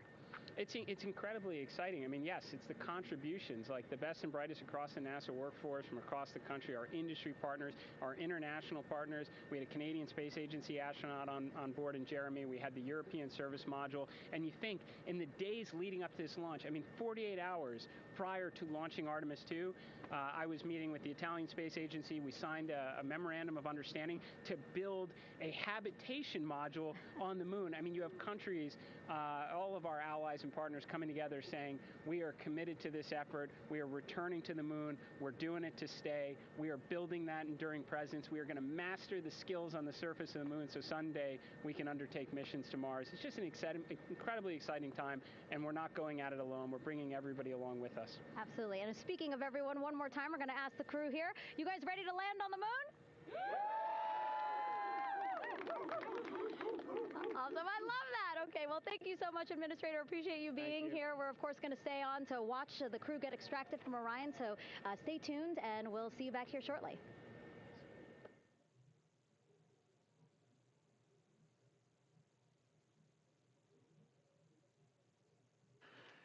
Thank you, Megan, and thank you, Administrator Isaacman. We are in the process of working to establish that communications link and to establish the procedures that will lead to the power down of the spacecraft, which is gently bobbing in the Pacific following a bullseye touchdown that occurred at 7:07 p.m. Central Time, 5:07 p.m. Pacific Time, 2.5 hours before sunset in the Pacific, southwest of San Diego. We have once again heard from the crew during that interview opportunity with the administrator, and we have 4 healthy crew members on board.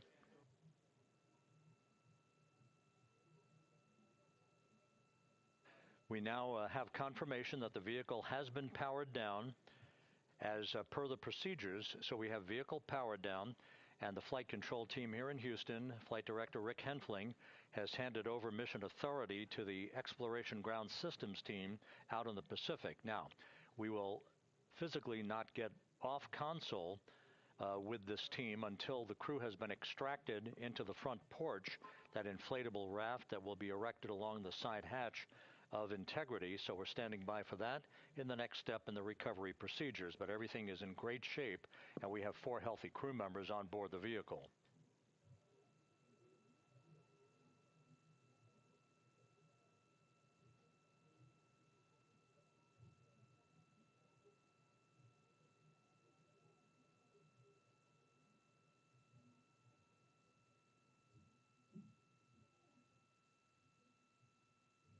All of the entry events went by the book, no issues, perfect trajectory for Integrity that was culminated with one final raise burn to improve the angle of attack for the vehicle as it entered the Earth's atmosphere. All of that flight dynamics computation worked like a charm.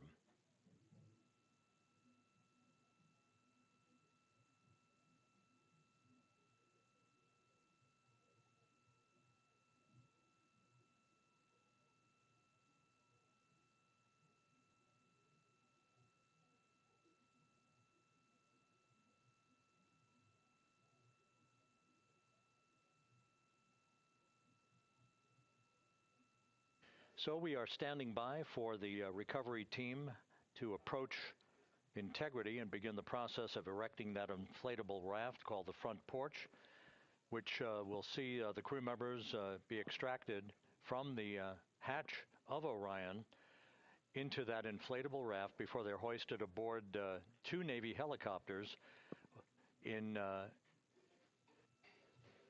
variety of different configurations.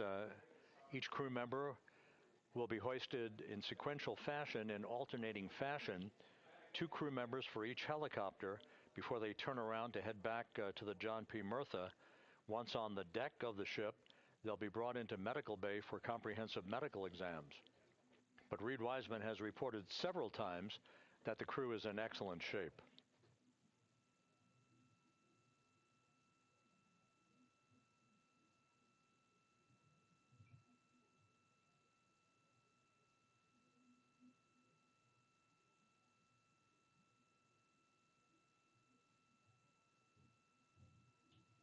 So just to recap, it has been some 26.5 minutes since the splashdown of Integrity in the Pacific. The vehicle is in excellent shape. It performed like a champ all the way down through the Earth's atmosphere. All of the vehicle functions were checked off in excellent trip hammer fashion. The parachutes all deployed as planned. Splashdown occurring at 7:07 p.m. Central Time, 5:07 p.m. Pacific Time.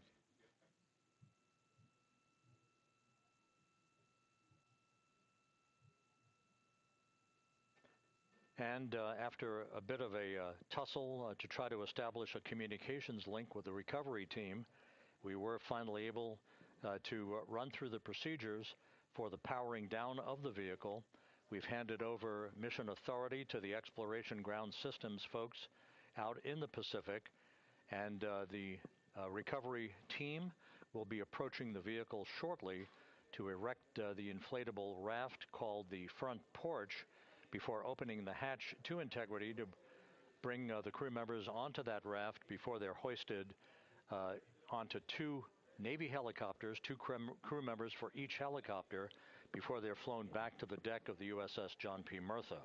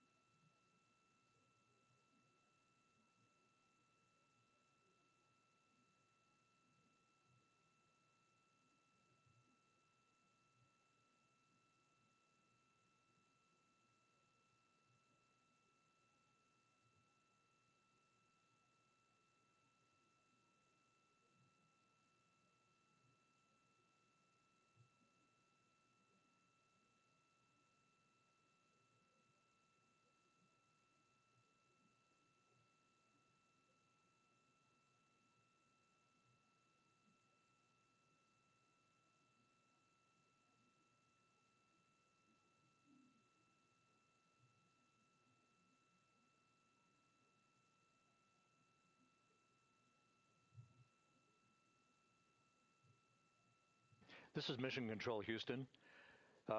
After talking to the flight dynamics folks, we have a bit of a refinement on the splashdown time for you. Their computation shows a splashdown time of 7:07 and 27 seconds p.m. Central Time, 7:07 and 27 seconds p.m. Central Time.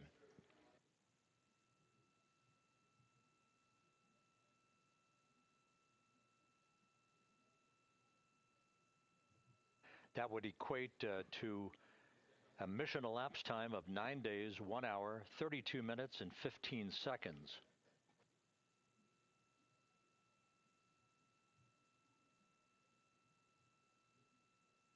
Once again, from Flight Dynamics, a splashdown time of 7:07 and 27 seconds p.m. Central Time.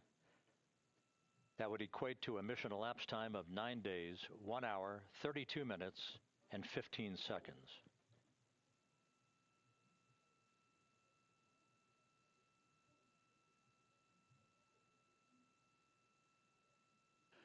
Reports from the Pacific indicate that the recovery team in communications with the crew aboard Integrity, that the crew remains in excellent shape as they await the approach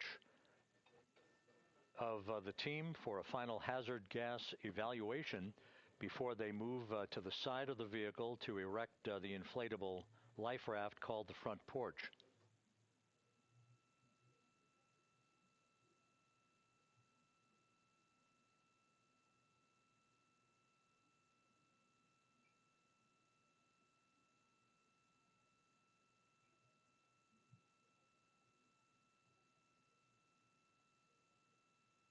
Again, no issues with Integrity. The vehicle is powered down.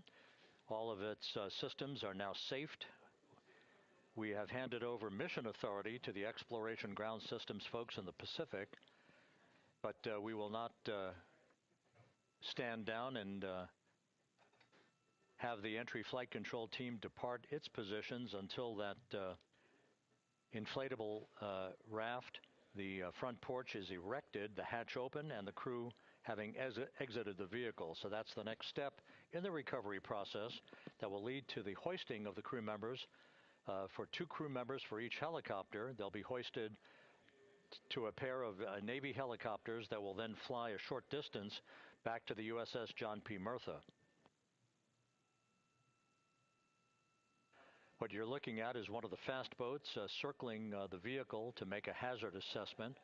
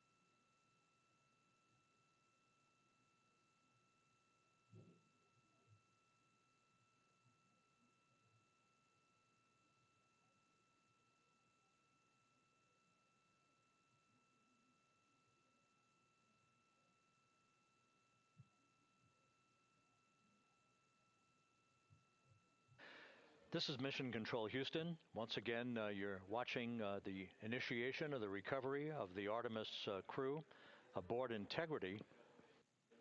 All of the Navy divers and the fast boats are now approaching the spacecraft after conducting a hazard assessment. The vehicle has been powered down.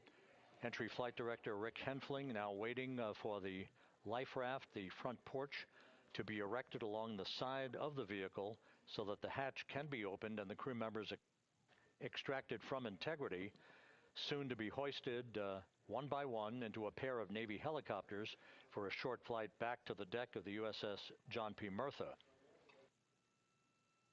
If you missed it earlier, we talked to Flight Dynamics and received a more official touchdown time or splashdown time, as it were, of 7:07 and 27 seconds p.m. Central Time, 5:07 and 27 seconds p.m. Pacific Time. That would equate to a mission elapsed time of 9 days, 1 hour, 32 minutes, and 15 seconds.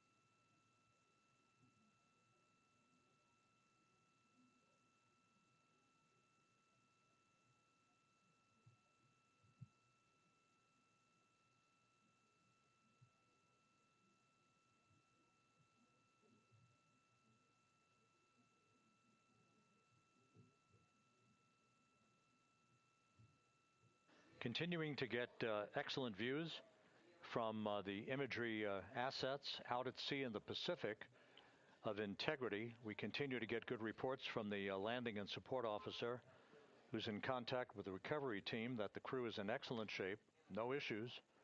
They're just currently biding their time, waiting for the front porch to be erected. We have no hazardous hazard gases and no hazardous situation with the vehicle. It performed perfectly all the way down from entry interface to its splashdown in the Pacific at 7:07 and 27 seconds p.m. Central Time.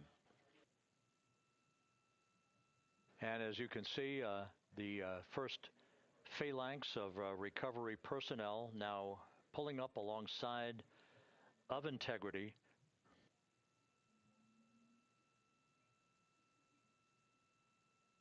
This includes Navy divers, a Navy flight surgeon, and other recovery personnel who have trained for several years for this recovery process.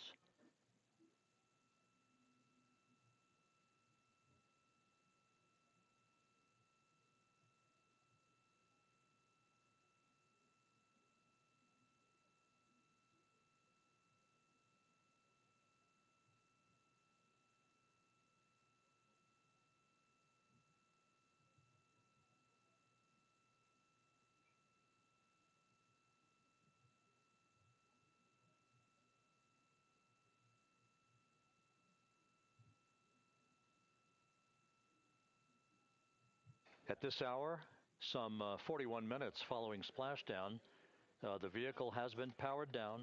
There's no hazardous gas emanating from the vehicle. That's why the first team of recovery personnel has been able to pull alongside Integrity. And the reports continue to come in that the 4 astronauts are in excellent shape.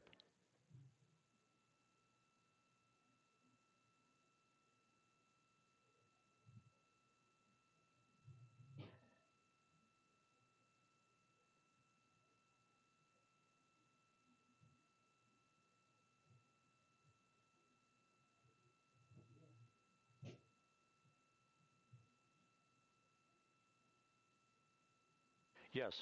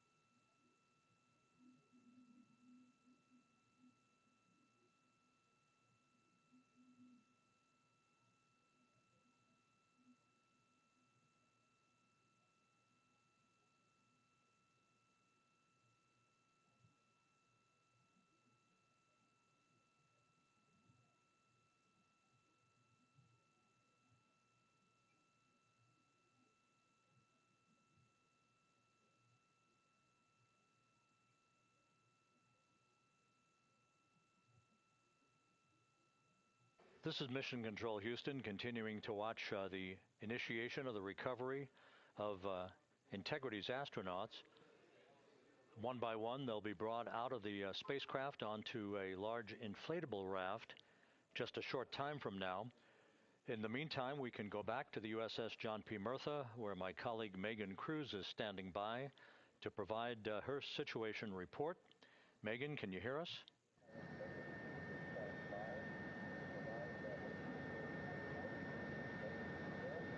Hey, Rob. Yes, I can hear you. Thank you. Yeah, we're back here on the bow of the recovery ship where there are still plenty of people peering out into the water. We are not very far from the action everyone is seeing on their screen now. The Orion spacecraft, Integrity, in the ocean, surrounded by a number of recovery boats.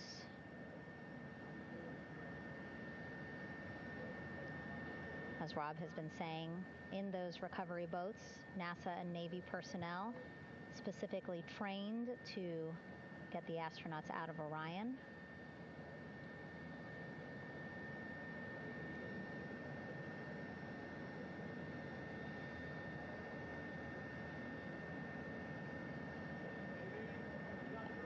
In some of our wide shots, you can probably see that there are 6 boats out in the water. More than 40 people out in the water right now on those boats.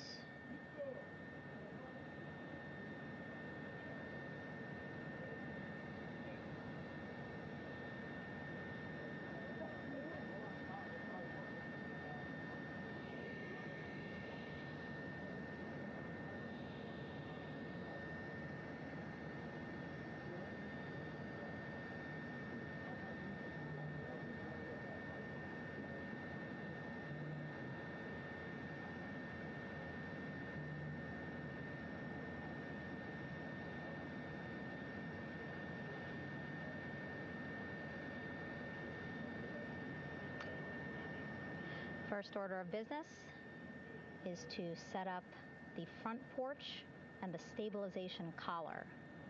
You might also hear it referred to as a stab collar.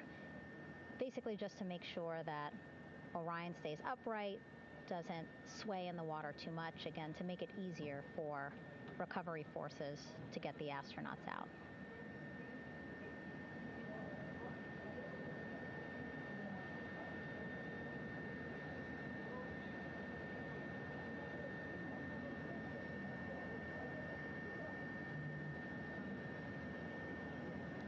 we splashed down in the Pacific Ocean just after 5 p.m. Pacific time here.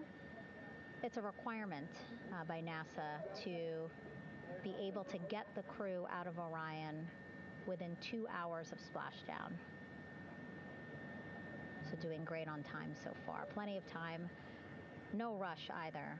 I was speaking to NASA flight surgeon Rick Schuring earlier in this broadcast, and he said to me, no rush to get the crew out. Just want to make sure that they're feeling good, and whenever they're ready to take their step out of Orion and onto that large raft, the front porch, folks will be ready.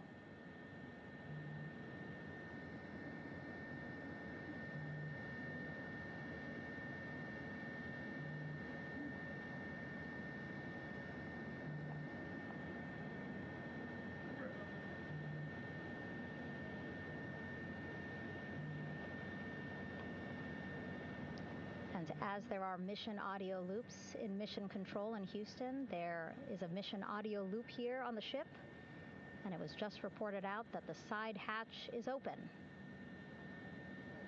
Side hatch of Integrity is open. You're getting these beautiful shots from our aerial assets. The ship itself, where I'm on, just 3,000 yards away.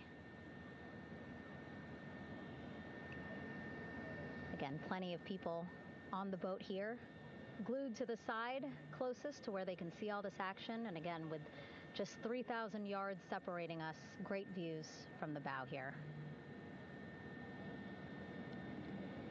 You can see now that side hatch is open. One of the Navy personnel is about to get inside there.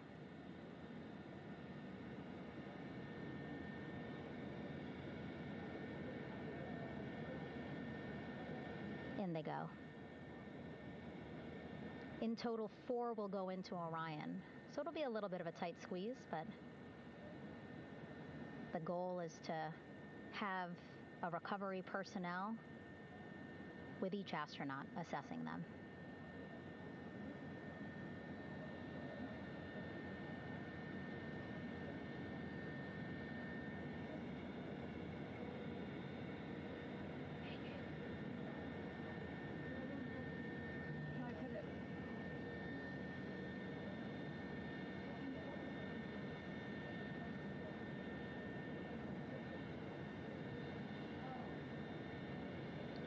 Boats getting closer now.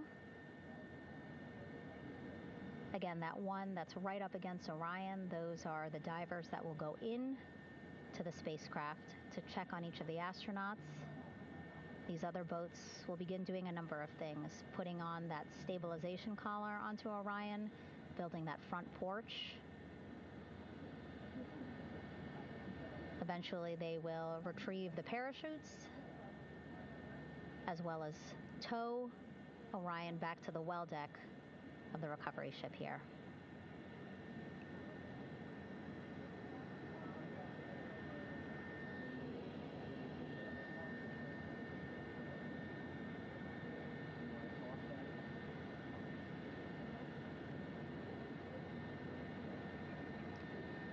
And so as we wait for the Navy and NASA personnel to get their assessment of the crew inside of Orion, why don't we toss it back to Rob for an update?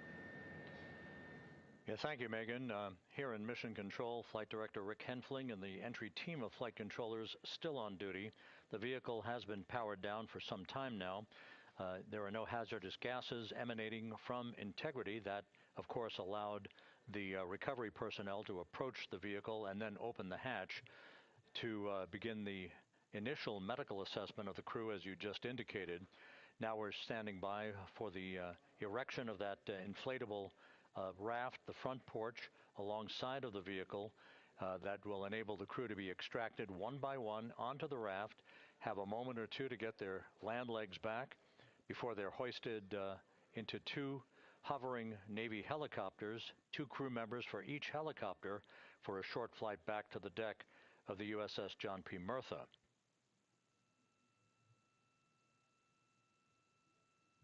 All of Integrity's systems operated flawlessly throughout the course of the approach to the Earth, the entry into the Earth's atmosphere, and all of the key milestones that followed in this high-speed return to Earth for integrity. A mission that spanned more than 694,000 miles from the vehicle's launch from the Kennedy Space Center atop the Space Launch System back on April 1st.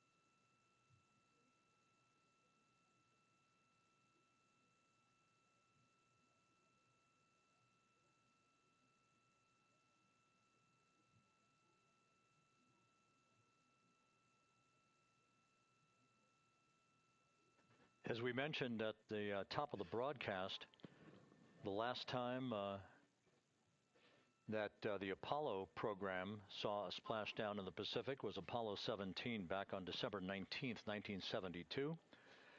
So for the first time in some 53 and a half years, we have reenacted that with the arrival of Integrity's astronauts as they flew around the moon in that historic lunar flyby that began with a trans-lunar injection burn that took them out of Earth orbit following 24 hours of a high Earth orbit trajectory.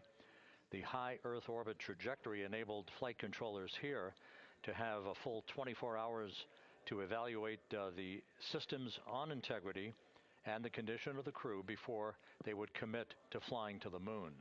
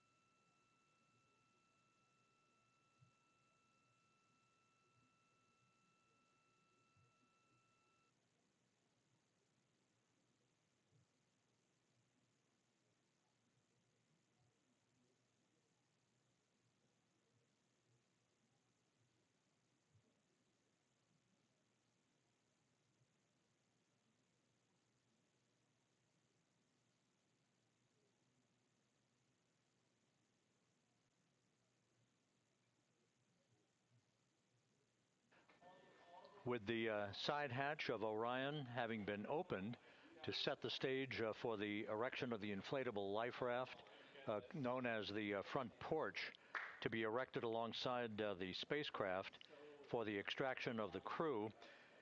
Let's play for you an interview that my colleague Megan Cruz conducted on the USS John P. Murtha with Navy diver First Class David McMahon that explains how this process is unfolding.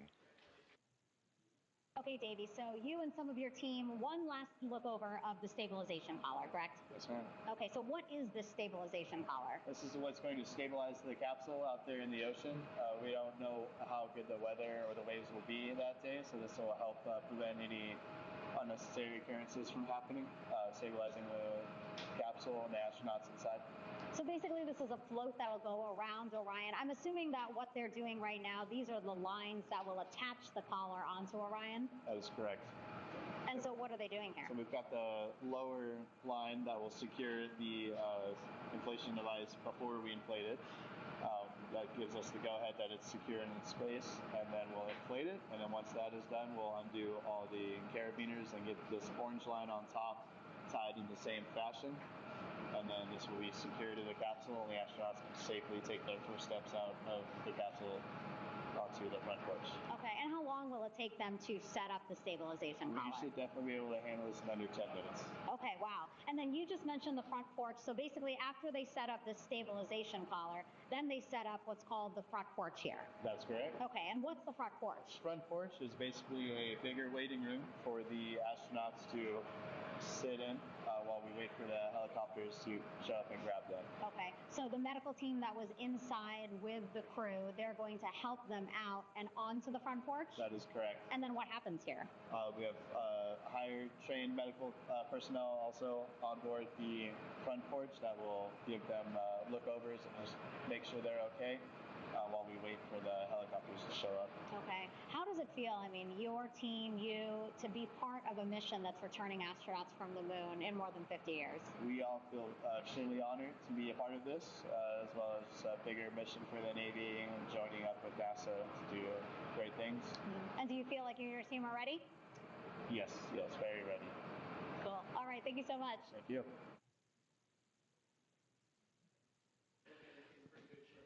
Once again, the recovery operations are continuing out in the Pacific. We shortly should see that life raft, the front porch, erected alongside the side hatch of the vehicle.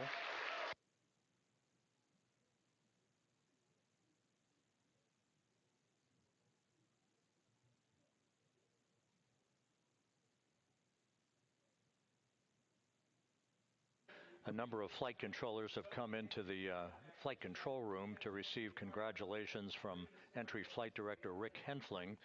But we're going to stick with our operations out in the Pacific as we await the extraction of the 4 crew members who are reported to be in excellent condition.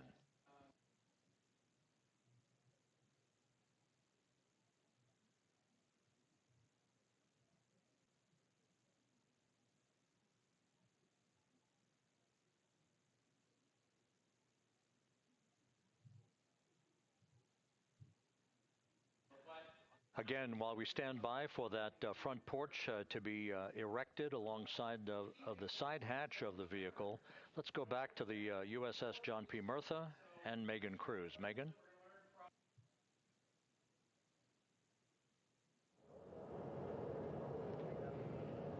Hey, Rob. Pausing now to listen to some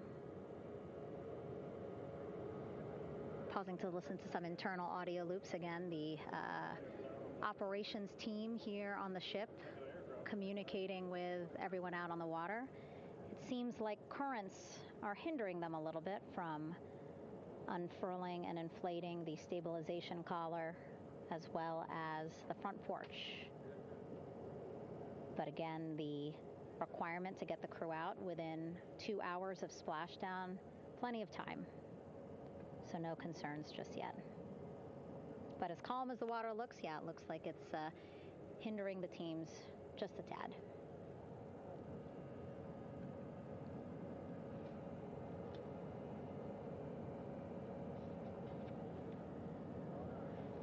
You can see in some of our shots that side hatch still open. Again, inside there are now 8 people inside.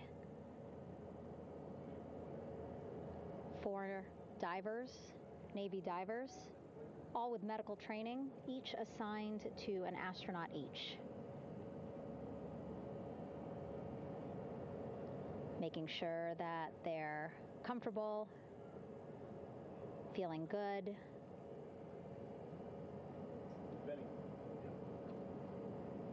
As you've heard us say in the broadcast, you know, they expect a little bit of discomfort. Again, these astronauts just traveled back to Earth at 25,000 miles an hour, a nearly 695,000-mile journey around the moon. If you think you get carsick.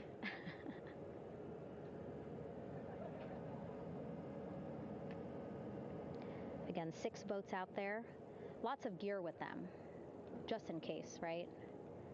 As we said, the crew reported feeling great, but again, all those folks out there in case they weren't, right? NASA is all about making sure we think about every situation that can happen, and so of course wanted to be ready in case any of our astronauts needed more medical attention while out there in the water.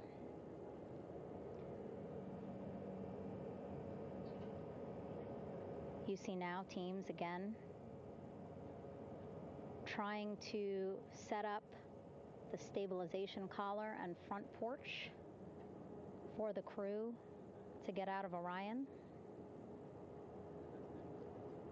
They need both, right? The stabilization collar will keep Orion from swaying as you see it is doing now.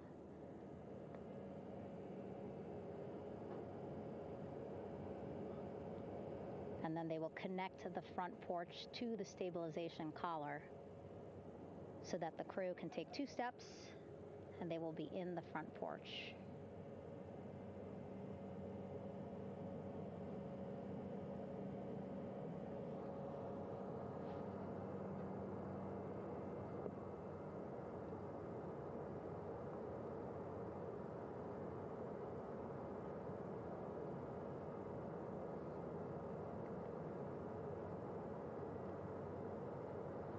Not a lot of chatter on the mission audio loops. That's a good thing.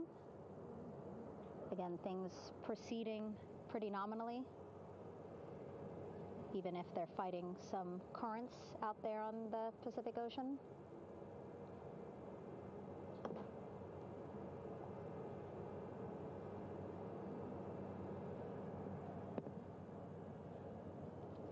Again, the goal, setting up the stabilization collar and the front porch so that the crew can rest comfortably in the front porch, get placed into harnesses so that 2 helicopters can lift them off the front porch and onto the USS John Murtha here.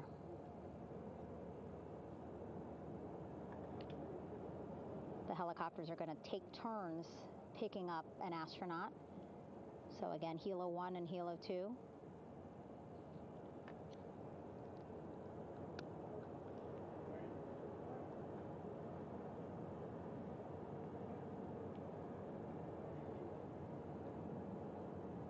Okay, and the recovery team here on the ship just got a report from the undersea medical officer who is inside the capsule with the crew.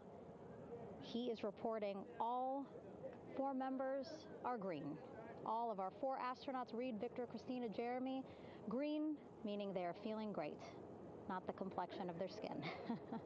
They are feeling great, happy to be home, and ready to be extracted as soon as possible.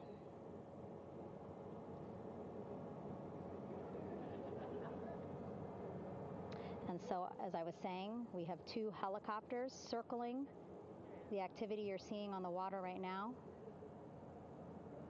Each will take turns picking up an astronaut. So Helo 1 will come on in, hover above the front porch, about 40 feet above the front porch. A Navy recovery specialist will be hoisted down into the front porch. The restricted maneuvering doctrine is in effect. Will connect to the first astronaut, which we're expecting to be Christina. And then Helo 2 comes around, picks up Jeremy while Helo 1 stays above head, and then Helo 1 will come back in for another astronaut, and then Helo 2 for the last astronaut, and then back to the flight deck here on the recovery ship.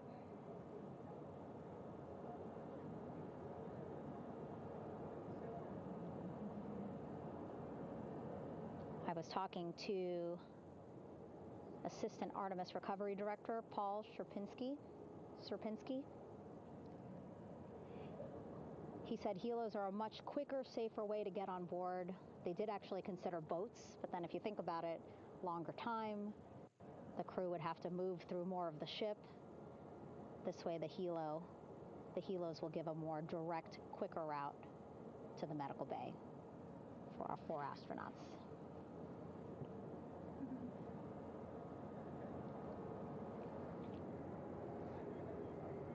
Beautiful shots from our aerial and imagery teams.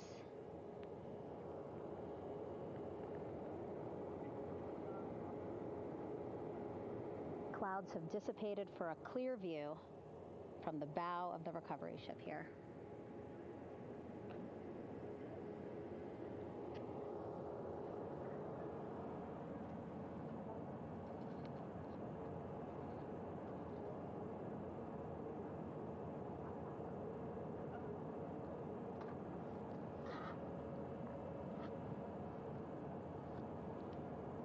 You can still see divers in the water there.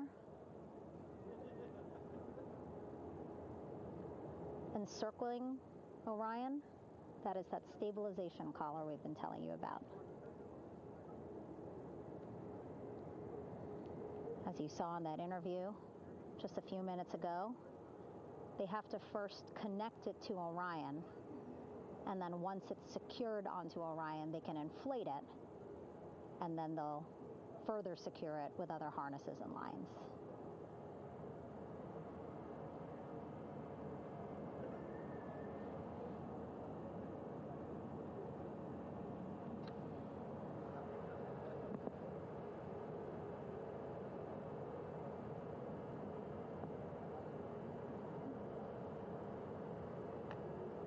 About an hour and 10 minutes since splashdown in the Pacific Ocean here.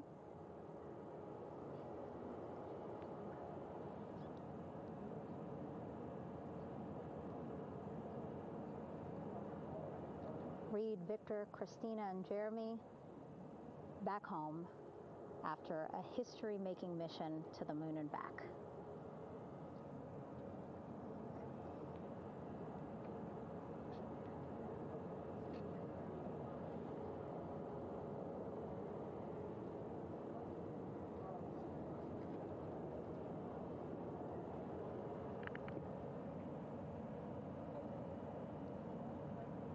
If you missed what we said just a couple of minutes ago, the undersea medical officer inside with the crew in Orion, reporting all 4 crew members feeling great.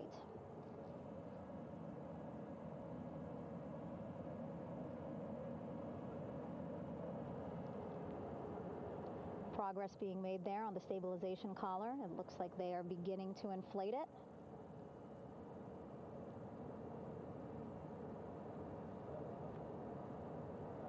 And it looks like they're starting to unfold the front porch in order to get that into the water here shortly and inflate that as well.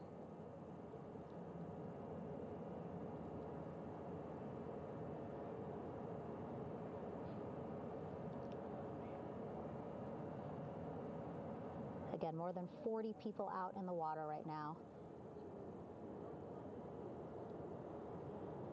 And those Navy and NASA personnel have been in the water for now about 4 hours.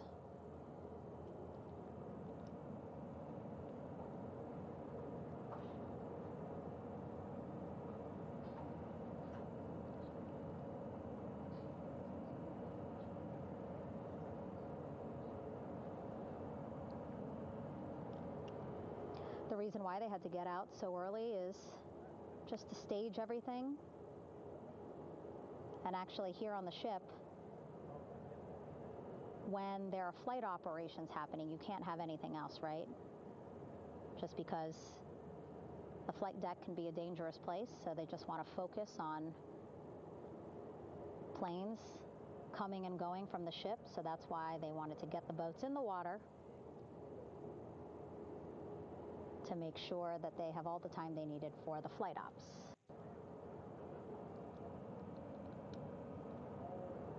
And then the same crew here out in the water, they will stay out in the water for a number of hours after we recover the crew and get them back on the ship, because then they have to recover Orion.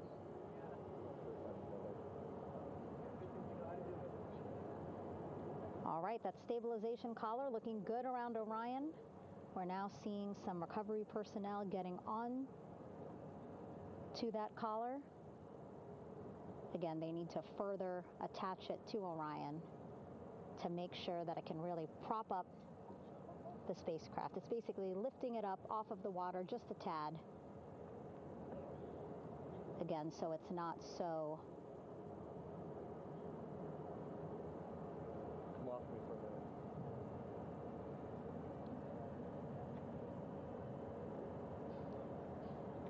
so it doesn't sway so much in the water there.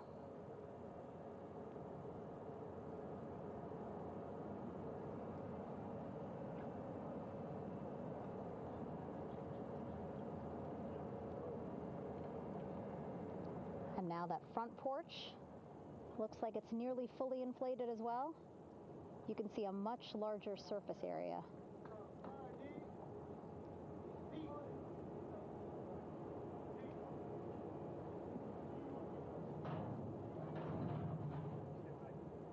And so once the crew get out of Orion, they can stretch their legs a little bit on this front porch, get some fresh air.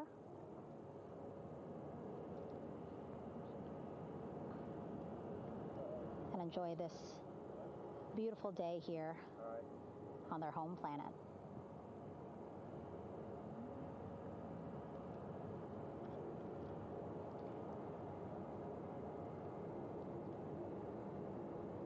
It appears teams now are about to connect the front porch to the stabilization collar.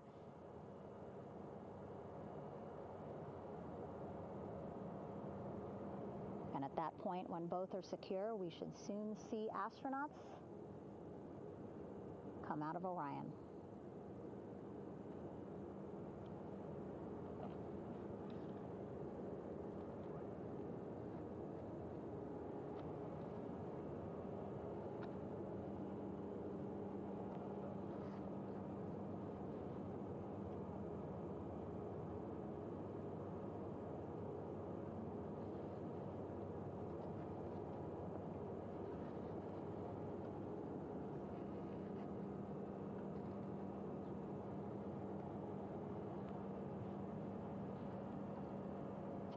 All these views you see also being fed to the Landing Force Operations Center here on the ship. Of course, it is very important for our recovery teams leading the mission to have all the views that you're seeing as well. Again, listening to their communication loop here on the ship. Very quiet, which is a good thing.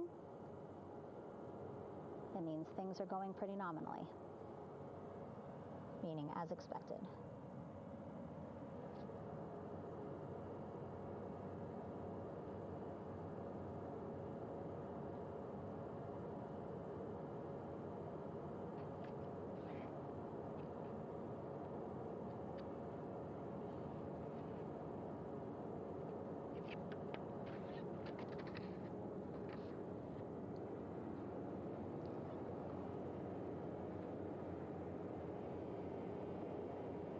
Again, all this activity happening just 3,000 yards away from the ship. So that means this will be a very quick flight back on the helicopters for the crew.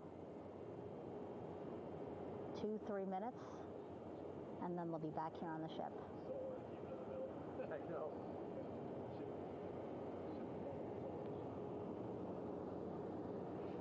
Okay, saw a thumbs up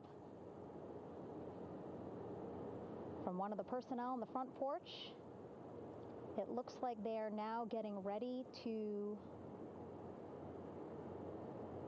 deploy what they call the Air Rescue Vest, ARV. And so this is the harness that each crew member will get into in order to be hoisted into the helicopters. Again, those helicopters hovering just about 40 feet above the front porch when they're ready to pick up each crew member.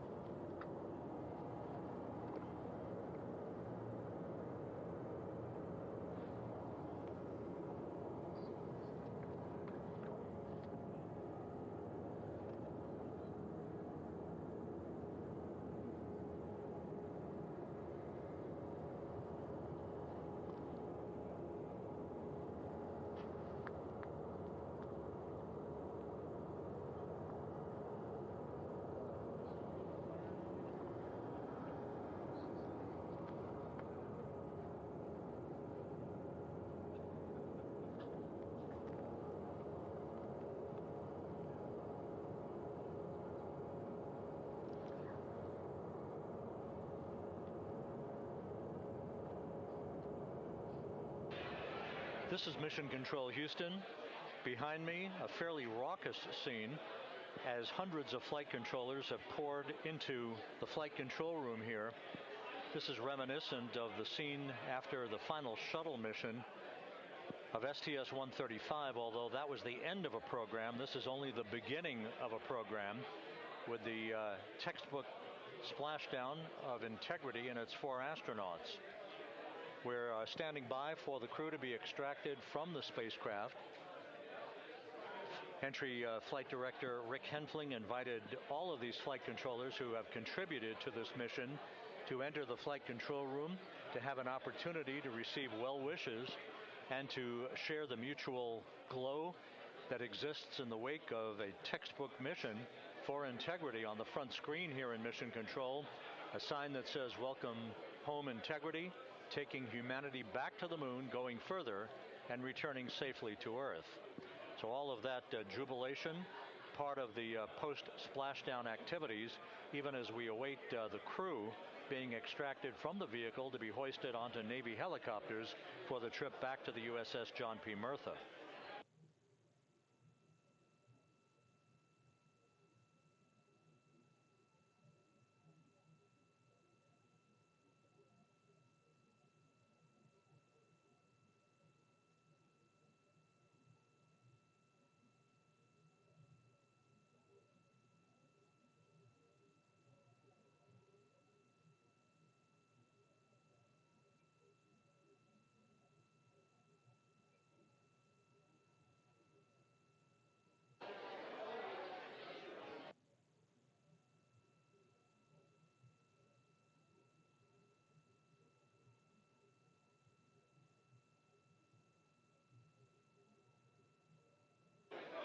Once again here in Mission Control, this view of the Artemis Flight Control Room, known as the White Flight Control Room. This is the old shuttle flight control room, and now is the home of Artemis missions to the moon and beyond.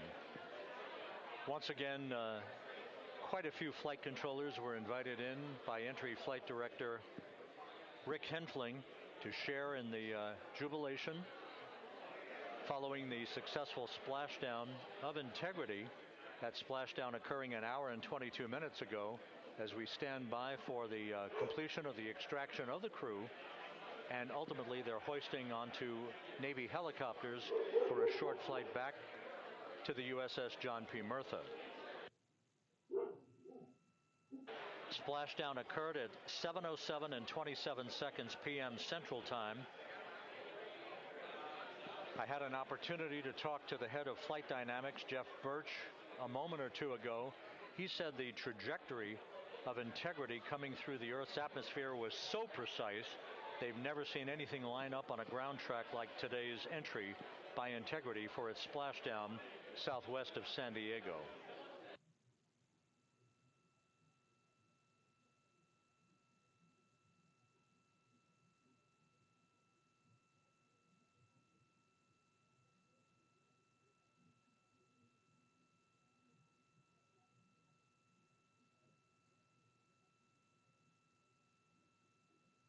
And the initial, you can hear it.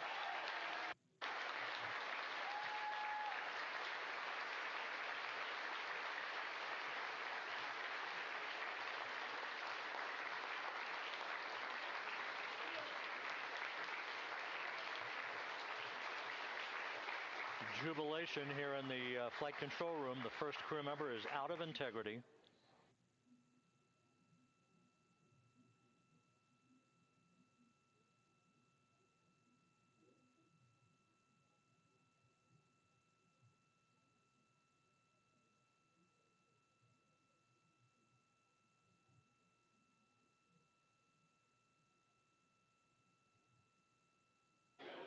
We are expecting the other crew members momentarily to be extracted.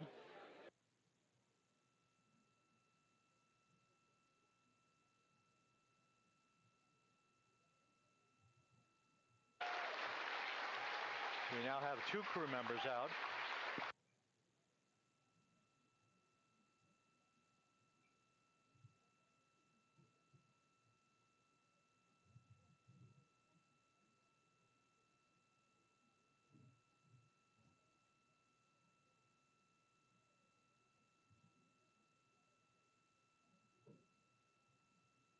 Two crew members out, 2 to go.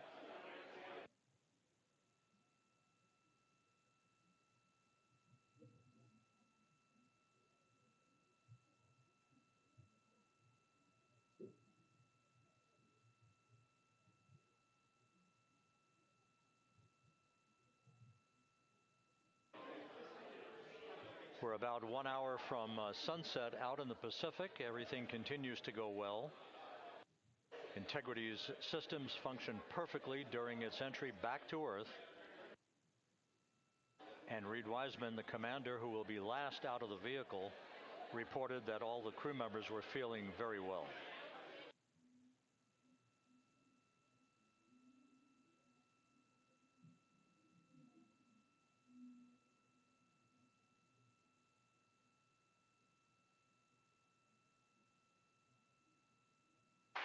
Crew member number 3 now out.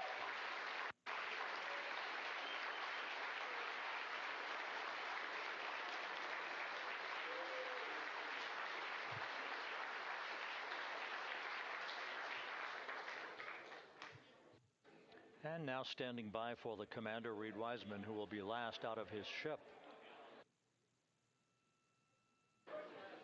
Bobbing in the Pacific under almost ideal conditions, Integrity spanned 694,000 miles during its journey from launch to splashdown.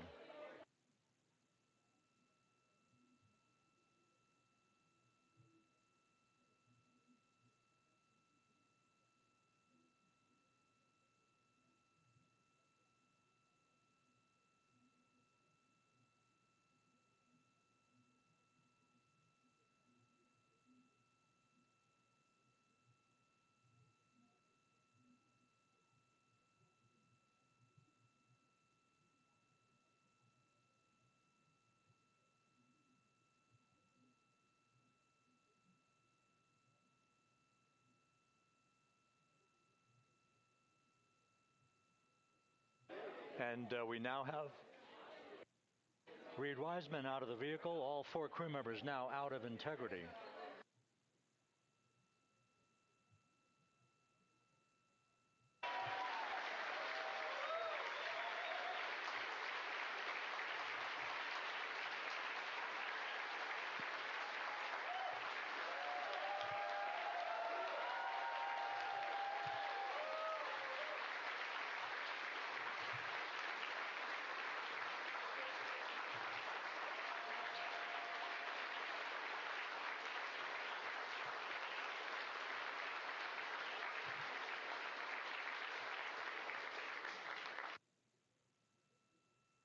Once again, all 4 crew members now on the front porch, and the procedure to begin hoisting them up to these 2 Navy helicopters hovering overhead will begin shortly.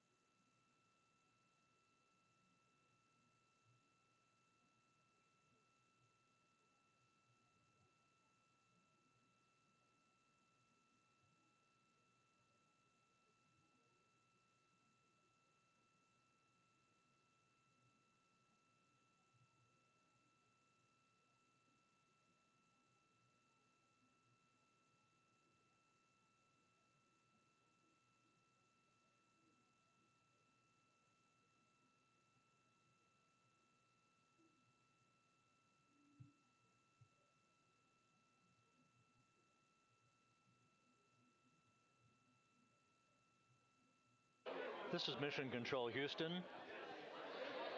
The mission is over, but the melody lingers on as jubilation continues here in the flight control room. We should be expecting NASA's Associate Administrator, Amit Kshatriya, to be joining us shortly for a short interview while the recovery operations continue out in the Pacific. So we'll stand by for that. And then we'll turn it back over to Megan Cruz aboard the USS John P. Murtha.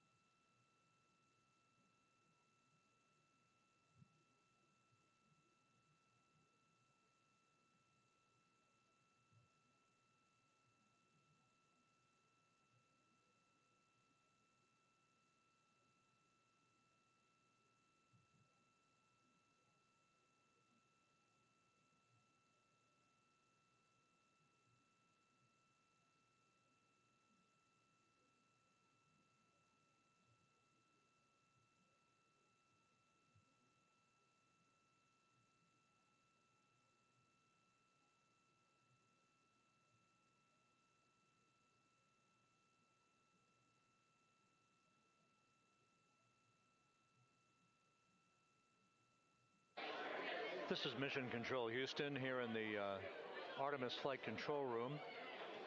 A number of flight controllers basking in the glory of the successful end of this mission that carried 4 astronauts around the moon on a lunar flyby, and the first test flight of Orion with crew members on board. Splashdown occurring an hour and 32 minutes ago after a flawless descent back into the Earth's atmosphere for the vehicle. Its 4 crew members in good shape, simply enjoying their time right now on the front porch, as it were, the inflatable raft alongside of their Integrity spacecraft.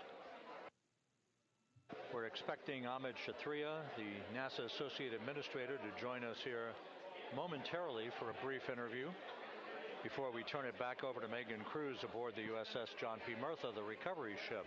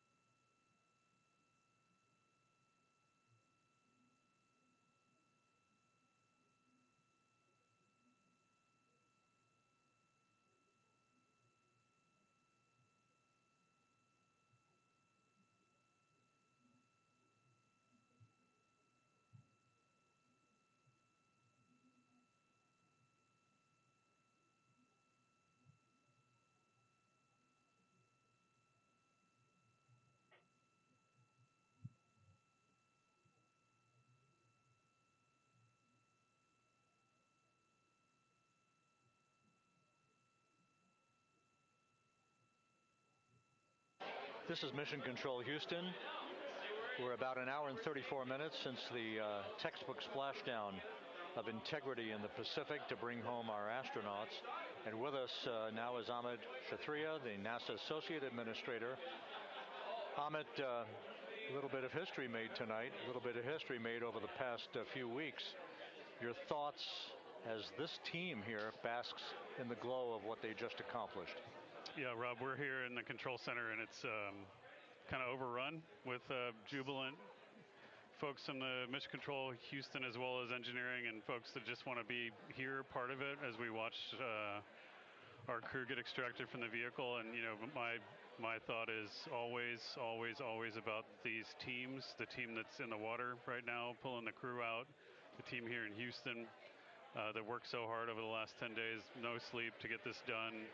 You know, we still have some work to do to get the crew to the med bay here on the ship. They all look great coming out, so hopefully that won't be too long. You know, I think we saw the administrator on the boat too, giving his thanks to the Navy team on the Mirtha, which they're just an incredible group of sailors. I was able to visit with them a couple weeks ago. And then if you pull it all the way back to the workers and the folks that joined the rocket at Michoud, that made the heat shield tiles that held together tonight, that stacked the vehicle in Florida, that integrated the vehicle in Denver, that fired the engines in Stennis, that fired the boosters in Promontory. I mean, this is the entire team, you know, coming together and being tested by the environment that this machine went through, and they did it right. The work was good. They did it right. You've said in a number of briefings, of course, and in other forums that this is just the first step. The cadence has to step up, as the administrator has indicated. Now, it's a little early for the full report card on how Integrity did, but did this mission ultimately, from your eyes view, exceed expectations? It absolutely did. I mean, I was waiting to talk about this until we're in the water, and, you know, I think we still have, again, work to do to bring it in and really kind of go through it bolt by bolt and see what we learned. But, I mean, so far, given what we learned during the mission and given how we performed on ascent, on entry, you know, I always think about energy in terms of the states that you worry about the most, and every time we put these machines through these incredibly energetic states, they came through. So I'm fairly confident that we made a big step tonight to get us on the path towards the surface. I think the path to the surface is open now. You know, we do have to do all the work, and we'll make sure we talk about that as cleanly as we can. We learned a few things during the mission, but I have to tell you, this was an incredible test of an incredible machine.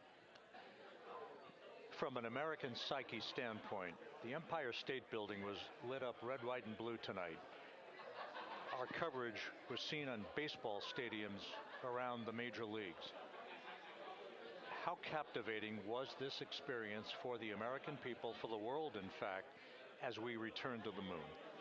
You know, I have not been able to watch a lot of the coverage as we've progressed through the mission. I will tell you, just, you know, from my witness in Florida before launch, and then seeing the people's faces here, and then, you know, reading where I can about how things are going. I think this has been a gift to the world from NASA. NASA's given the world a gift, proving to folks all over the place, especially young people, and that to me is what this is really about. Young people, when they see what we can do when we work together, when we have teams that collaborate, that, you know, it doesn't matter how hard the problems are, we can solve them. I'm hopeful that Artemis 2, as folks witness what we were able to do with this incredible crew, this incredible team that we've birthed into the world, scientists and engineers and artists that have been inspired by this.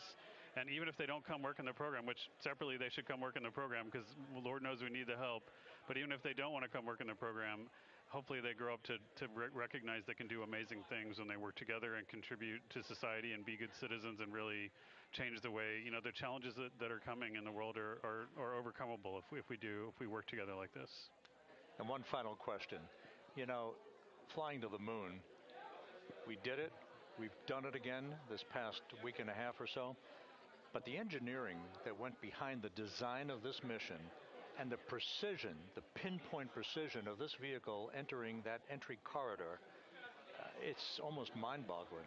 Yeah, it is incredible when you think about the energies involved and the uncertainties involved. That you know, when we inserted the vehicle into orbit, it was 99.2% down the middle. When we dropped the vehicle right on top of the fleet here, you know, our guys knew exactly where to go, but the guidance was perfect. You know, it's interesting. I've got this question a lot over the last few weeks about, you know, we did this before 53 years ago, and you know that. I mean, it is a reasonable thing to contemplate, like what's gone on since then. And what I'd tell you is, you know, when we did Apollo, which again, the more we learn about what they did, the more magical it seems what they were able to accomplish given the technology and the learnings that they had. But when we did Apollo, the architects of Apollo, you know, Gilbert, Seaman, von Braun, Mueller, what they really wanted to do, you know, as they were contemplating what it meant to expand our range of action to the lunar surface, what they wanted to do was learn how to live and work in space for a long time. They wanted to do that first before they were confident they could expand their range of action to the moon. Now, of course, the politics of the time and the mission at the time was different, and so they had to go straight to the moon and bring people home. And then after that, the program kind of lost its momentum. But you know, after that, NASA kept moving along those paths, right? So we recognized during Apollo that reusability was going to be important. We spent a lot of money on those machines, and you know, we spent a lot of money on these machines here. Even though, but we recognized that reusability was important, which is why we built a winged space plane called Space Shuttle, and then we used that reusable machine to build a space station.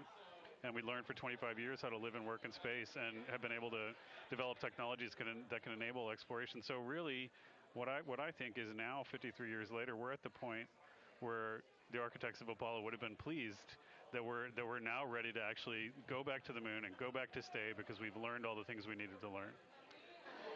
There's a lot of people pleased here tonight, and we really thank you for joining us. Amit Kshatriya, NASA's Associate Administrator, as we begin to hoist the crew onto the helicopters to head back to the recovery ship. Thank you very much, and congratulations, Amit.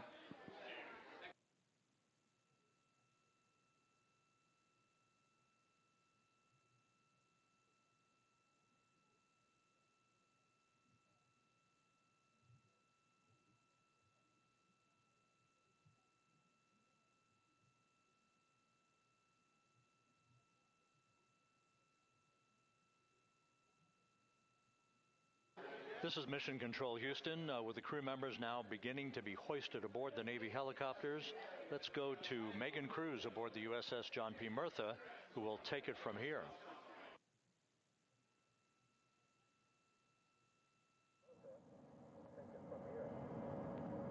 Hey, Rob. Yeah, back on the bow of the ship here, we are seeing the helicopters circling Orion. The first one there, having just completed picking up the first astronaut. Helo 2 now, hovering just 40 feet above the front porch, lowering a recovery specialist out of the helicopter. That person will touch down in the front porch just there.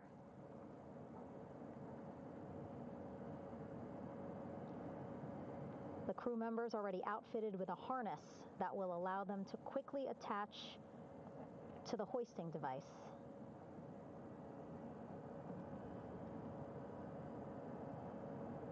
Look at the power of those blades throwing water out at the center there, the front porch, with now 3 astronauts and the recovery specialists. Again, crews already outfitted with a harness vest. And here we go. Second astronaut now off the front porch, getting hoisted into the second helicopter.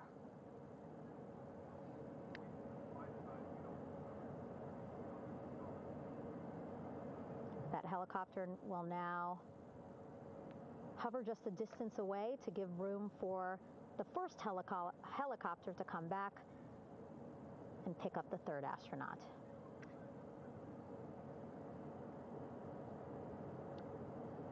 As we wait for that helicopter to come back, make its way back around, just want to mention that the President of the United States called our NASA administrator today while he was on the ship, just minutes after we interviewed him live on our coverage, and congratulated him and NASA on this history-making moment tonight. Helicopter 1 again hovering 40 feet over the front porch. We will soon see another recovery specialist getting lowered onto the front porch.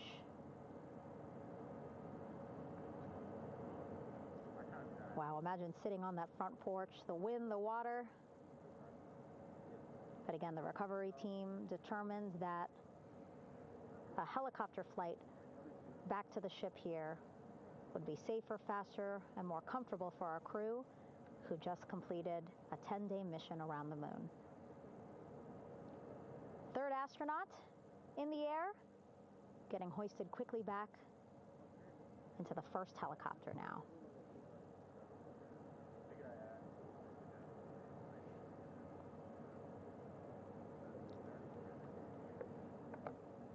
That first helicopter now on its way back to the ship here. We will soon see it land in just a few minutes. Again, all this action happening just 3,000 yards away from us, so a very quick flight back to the flight deck.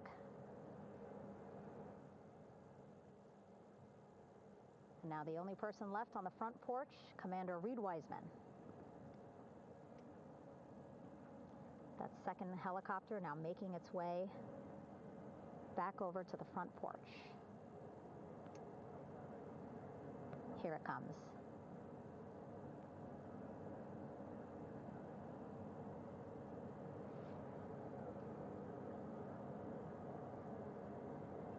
Making its final approach here.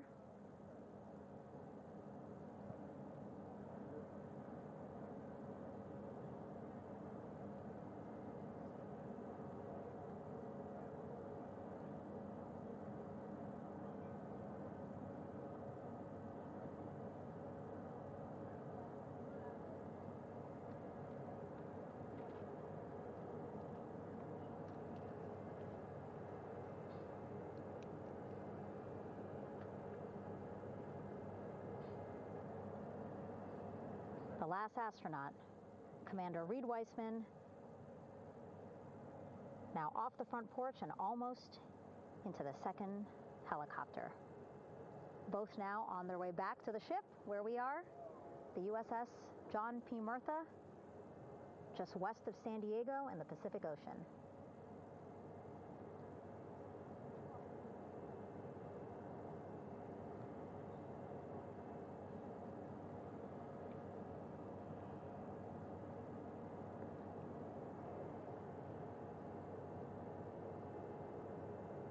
Exciting to see our 4 crew members minutes away from landing on the flight deck here on the recovery ship. 550 people on this ship, excited, ready, anxious, looking forward to welcoming this crew aboard.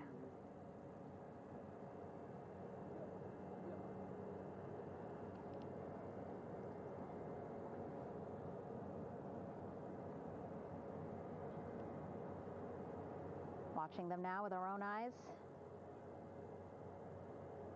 Close to the ship here. Hearing them begin to hover on the flight deck, which is just across from us, here on the bow.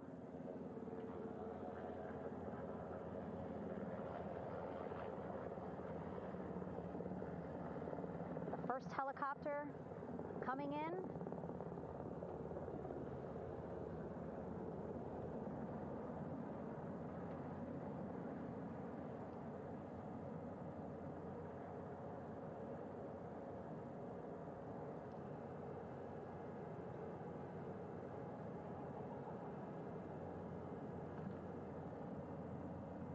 And wheels down.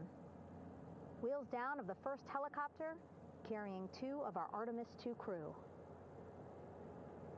Pilot Victor Glover and mission specialist Christina Cook.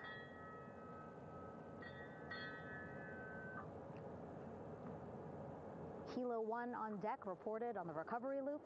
Again, the mission audio loops that the recovery team are using here to communicate with one another. And an announcement just made on the ship, integrity incoming. 2 more helicopters on their way to the flight deck, one carrying the crew, the other, one of our imagery helicopters. Again, kudos to our imagery and aerial teams for giving us these beautiful views of history in the making. Set amid a gorgeous, soon-to-be sunset here in the Pacific Ocean.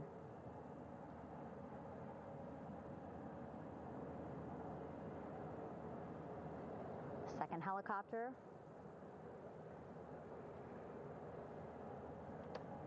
making its approach of the flight deck.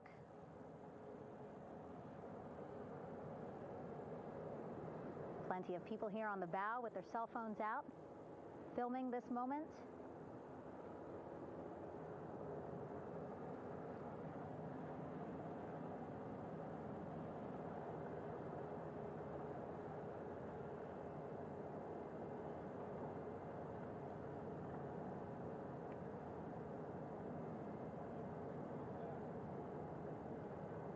Some impressive flying here by the Navy, as we are seconds away from wheels down. And there you go. We now have all 4 Artemis II crew members on the USS John P. Murtha.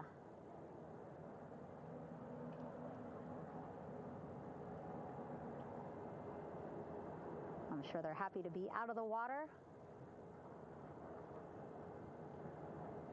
and on this recovery ship with, again, 550 people on board,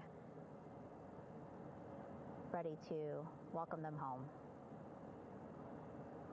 But first, as we've been saying throughout the broadcast, just making sure the crew feel good. We reported that they were feeling good when they were in Orion, but those were just initial, quick, verbal assessments of how they're feeling. Their destination tonight, the medical bay here on the ship,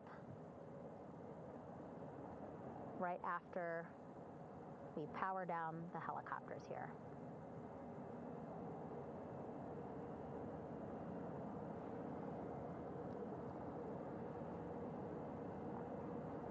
The team on the flight deck working quickly but methodically.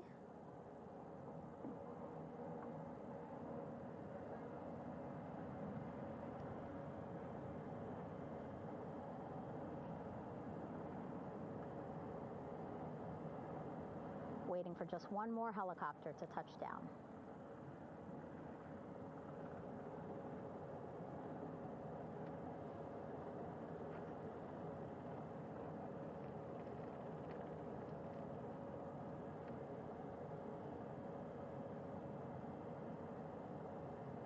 Very limited personnel here on the flight deck. Restricted maneuvering doctrine is in effect.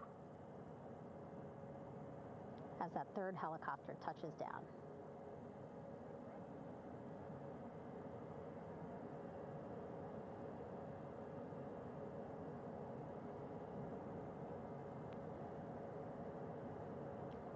The ship is at flight quarters.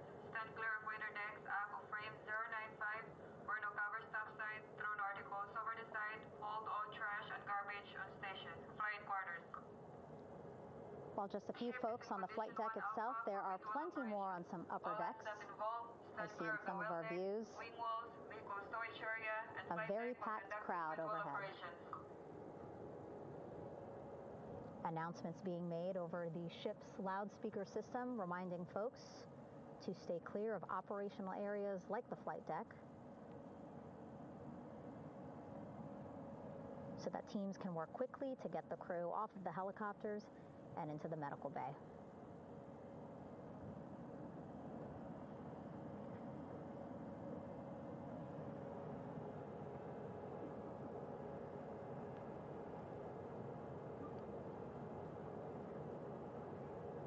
Splashdown today, 5:06 p.m. Pacific time. We are within 2 hours of that splashdown time, and already we have all 4 crew members on the flight deck of the USS John P. Murtha.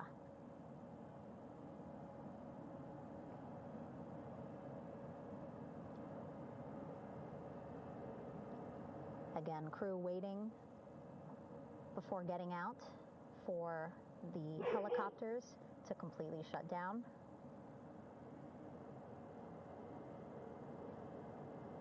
Safety, of course, very important to NASA and the U.S. military.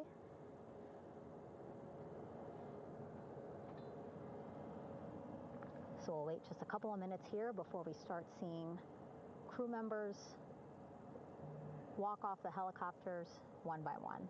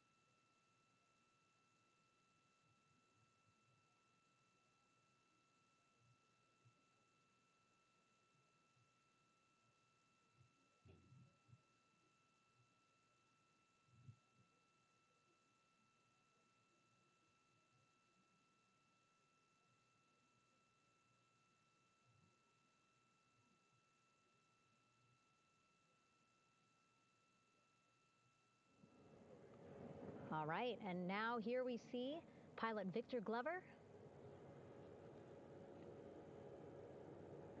and mission specialist Christina Cook sitting on the edge of one of the helicopters, looking in great spirits.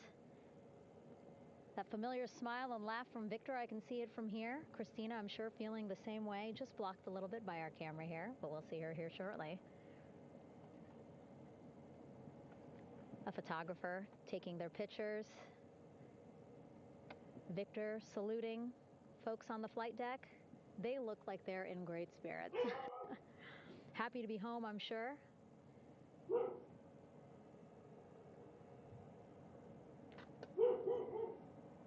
If you're sitting at home, I hope you too are wondering, what would you want to ask them if you got a chance to talk to them? Because that is what I'm thinking about.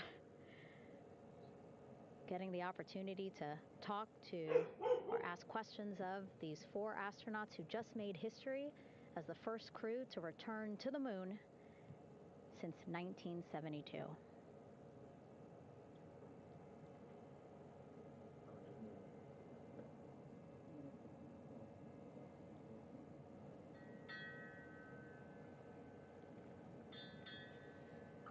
Oh, there we see Christina there, also smiling. Finally peering out, waving at the cameras. Hello to you too, Christina, yes. Welcome back. Welcome, welcome home. A loudspeaker announcement on the ship saying, "Welcome home, Integrity."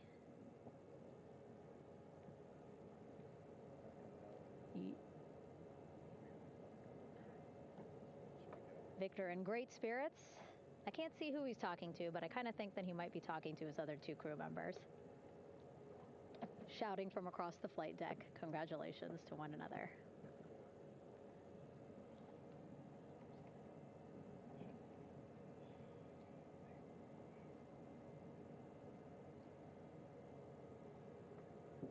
And so now we see some Navy personnel walking up to the helicopter.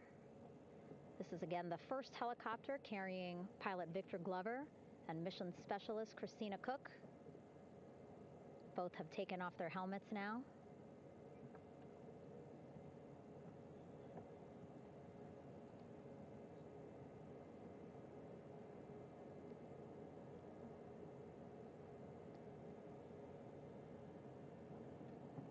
Some pictures, video to catalog this historic moment. A beautiful sunset just behind them here in the Pacific Ocean. Golden hour. These pictures will be beautiful.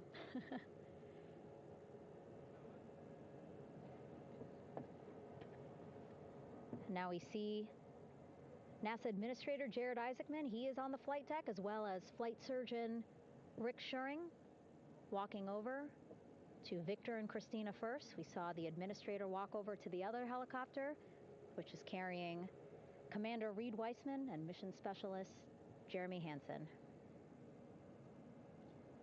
We heard from Rick earlier in the broadcast. Again, he said he's going to be out there on the flight deck to do another initial assessment of the crew, ask them how they're feeling, anything bothering them. But again, from what I'm seeing, they look like they're in great spirits and feeling pretty good for folks who just traveled 695,000 miles from Florida to the moon and now here to the Pacific Ocean.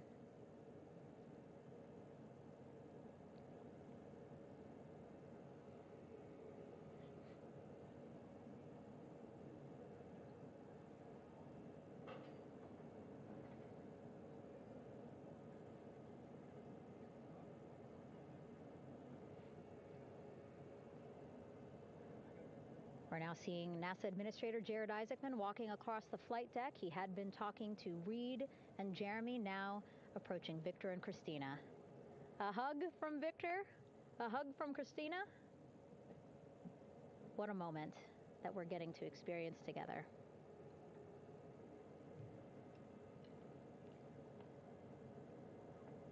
I'm sure congratulatory words. You know, we got to speak to the administrator live on this broadcast as well, and he said the kid in him right now, giddy, absolutely giddy at what we were able to accomplish today. Returning them home safely and in good spirits after a 10-day mission around the moon. And here we go. We're seeing Jeremy walking, waving across the flight deck, now on his way to the medical bay.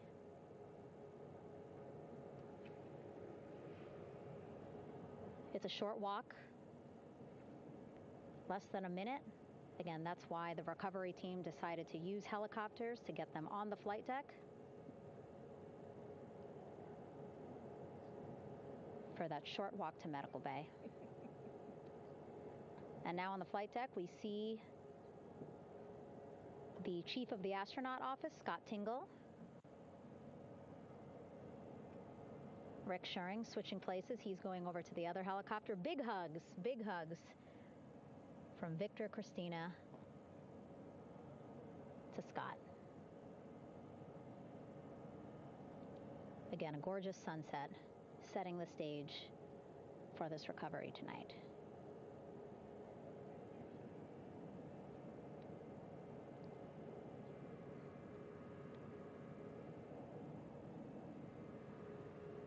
All right, and now here we are, Christina, making her way, looking thankful, grateful, happy to be home.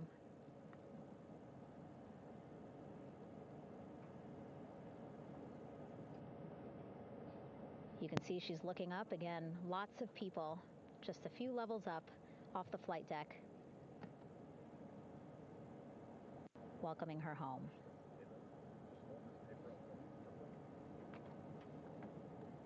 Scott holding the door like a gentleman, but back on his way to the other crew still on the flight deck.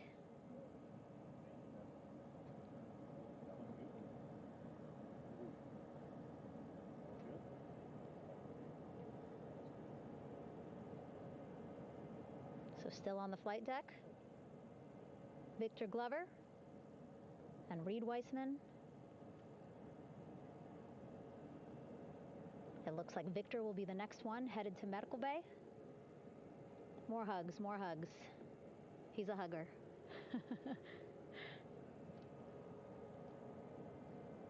Victor looking good as he walks across the flight deck. NASA administrator applauding. Victor applauding for all the folks on the ship with him who played a role in their safe return today.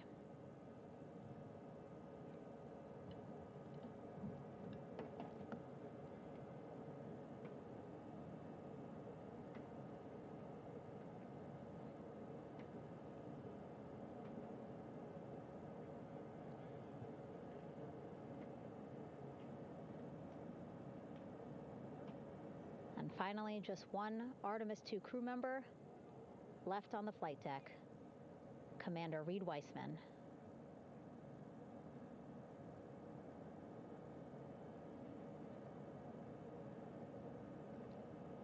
Applause from the group there on the flight deck, I'm sure, as well as on the level just above them, packed with people. Reed looking good as he takes his steps towards the medical bay.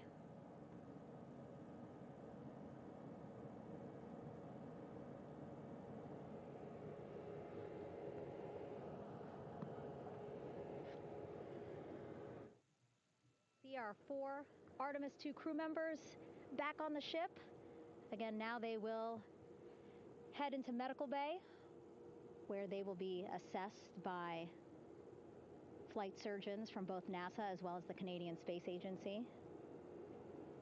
A more in-depth assessment. When they get to medical bay, they will each have their own nurse.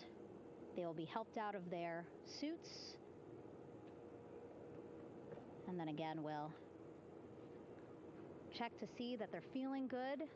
Make sure it's not just adrenaline, but that they are feeling good from their long journey back from the moon. Beautiful shot of that sunset, illuminating our flight deck.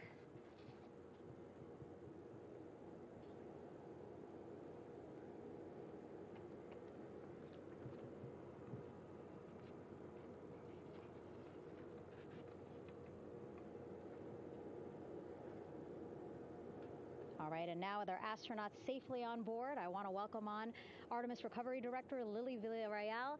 Lily, I don't know how you must be feeling right now. Ecstatic, relieved? So ecstatic, relieved. Of course, we still have to bring the capsule into the well deck of the ship, but this is a major milestone to have the crew here on the ship and in med bay. You know, our team has been preparing and working really hard, and I'm just so proud of them all.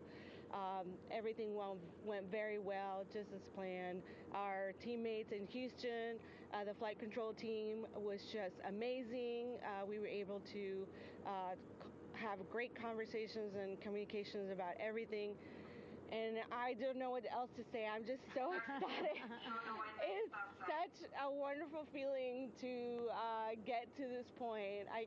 Again, we still have to get the capsule, but this is huge for all of us in landing recovery, and I couldn't do this without my team, and of course the full support of the U.S. military.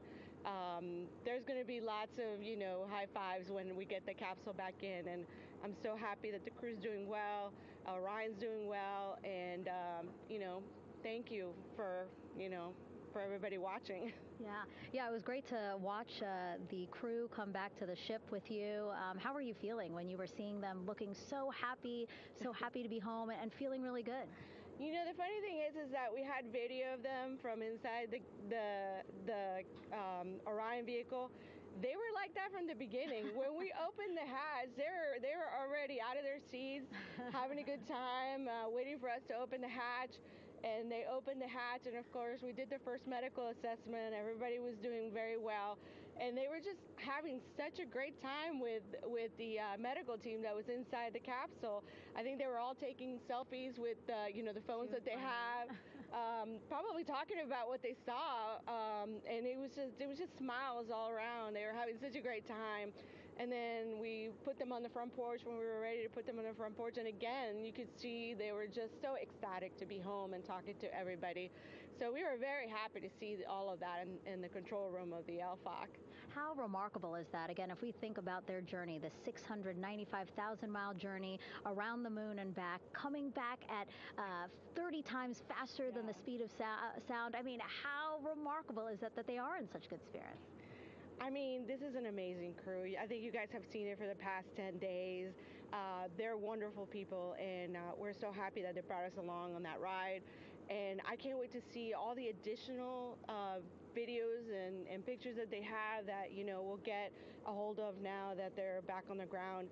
And I can't wait to hear how, you know, a little more than what we saw on the press briefings from the crew about what they saw It's just fantastic. You know, some of my favorite people around this 10 days was the science team and how excited they were. And so this is exactly how we feel in the landing recovery team when the science team went, oh my goodness, when they heard all the discussions about the moon. This is exactly how we feel now in the landing recovery team. We're so ecstatic. Yeah. Again, we have to recover the capsule. I want to make sure we don't forget about our Orion.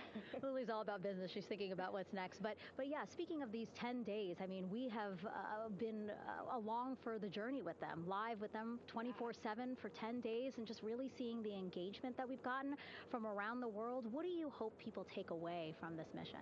I think that's fantastic. So, you know, my story was that I went to the Kennedy Space Center. I was born in Colombia. I was 10 years old when we moved to the United States, but when I was 7, my family took me to the visitor center, and that's when I learned about Apollo. And we went to the moon, and I learned about astronauts, and that story was what really fueled me to want to do STEM and want to be an astronaut. And I think that this Artemis program is going to do exactly what, what girls, my age back then is 7, young people right now, girls and even like young men, obviously. But we want to empower people to know that you can do this, right? If you want to come and work for NASA, if I did it, they can do it. And Artemis program is just going to inspire everybody. And I'm so happy about that. Yeah. Like Apollo inspired me. Thank you so much, Lily. Really appreciate you being here. As you said, still a lot of work to do. 5 to 6 more hours to recover Orion that's still out in the water. So I'll let you get back to it. But you had beautiful words to say again. We hope that this inspires people. We hope that you come and join us at NASA and accomplish great things with us in the future. Back to you, Rob. Thank you, Megan, and safe sailing out there in the Pacific. Here in Mission Control, it is now all quiet. The team of flight controllers and all their support personnel have left the room to enjoy the aftermath of a textbook touchdown by Integrity at Splashdown in the Pacific, right on target to complete this historic flyby of the moon, the Artemis 2 mission. With that, we'll wrap up our coverage for the night and point you to a post-Splashdown news conference in 15 minutes at 9:35 p.m. Central Time, 10:35 p.m. Eastern Time, where managers will discuss the return of the Integrity spacecraft and the completion of the Artemis 2 mission. With that, we'll wrap up our coverage for this evening and historic mission in the history books. This is Mission Control Houston.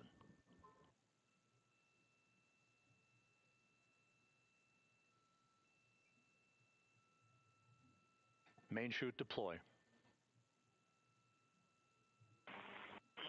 And we have 3 good main chutes.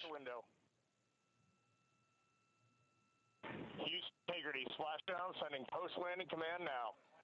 Splashdown confirmed. Copy Splashdown, waiting on VLDR. Splashdown confirmed at 7:07 p.m. Central Time, 5:07 p.m. Pacific Time.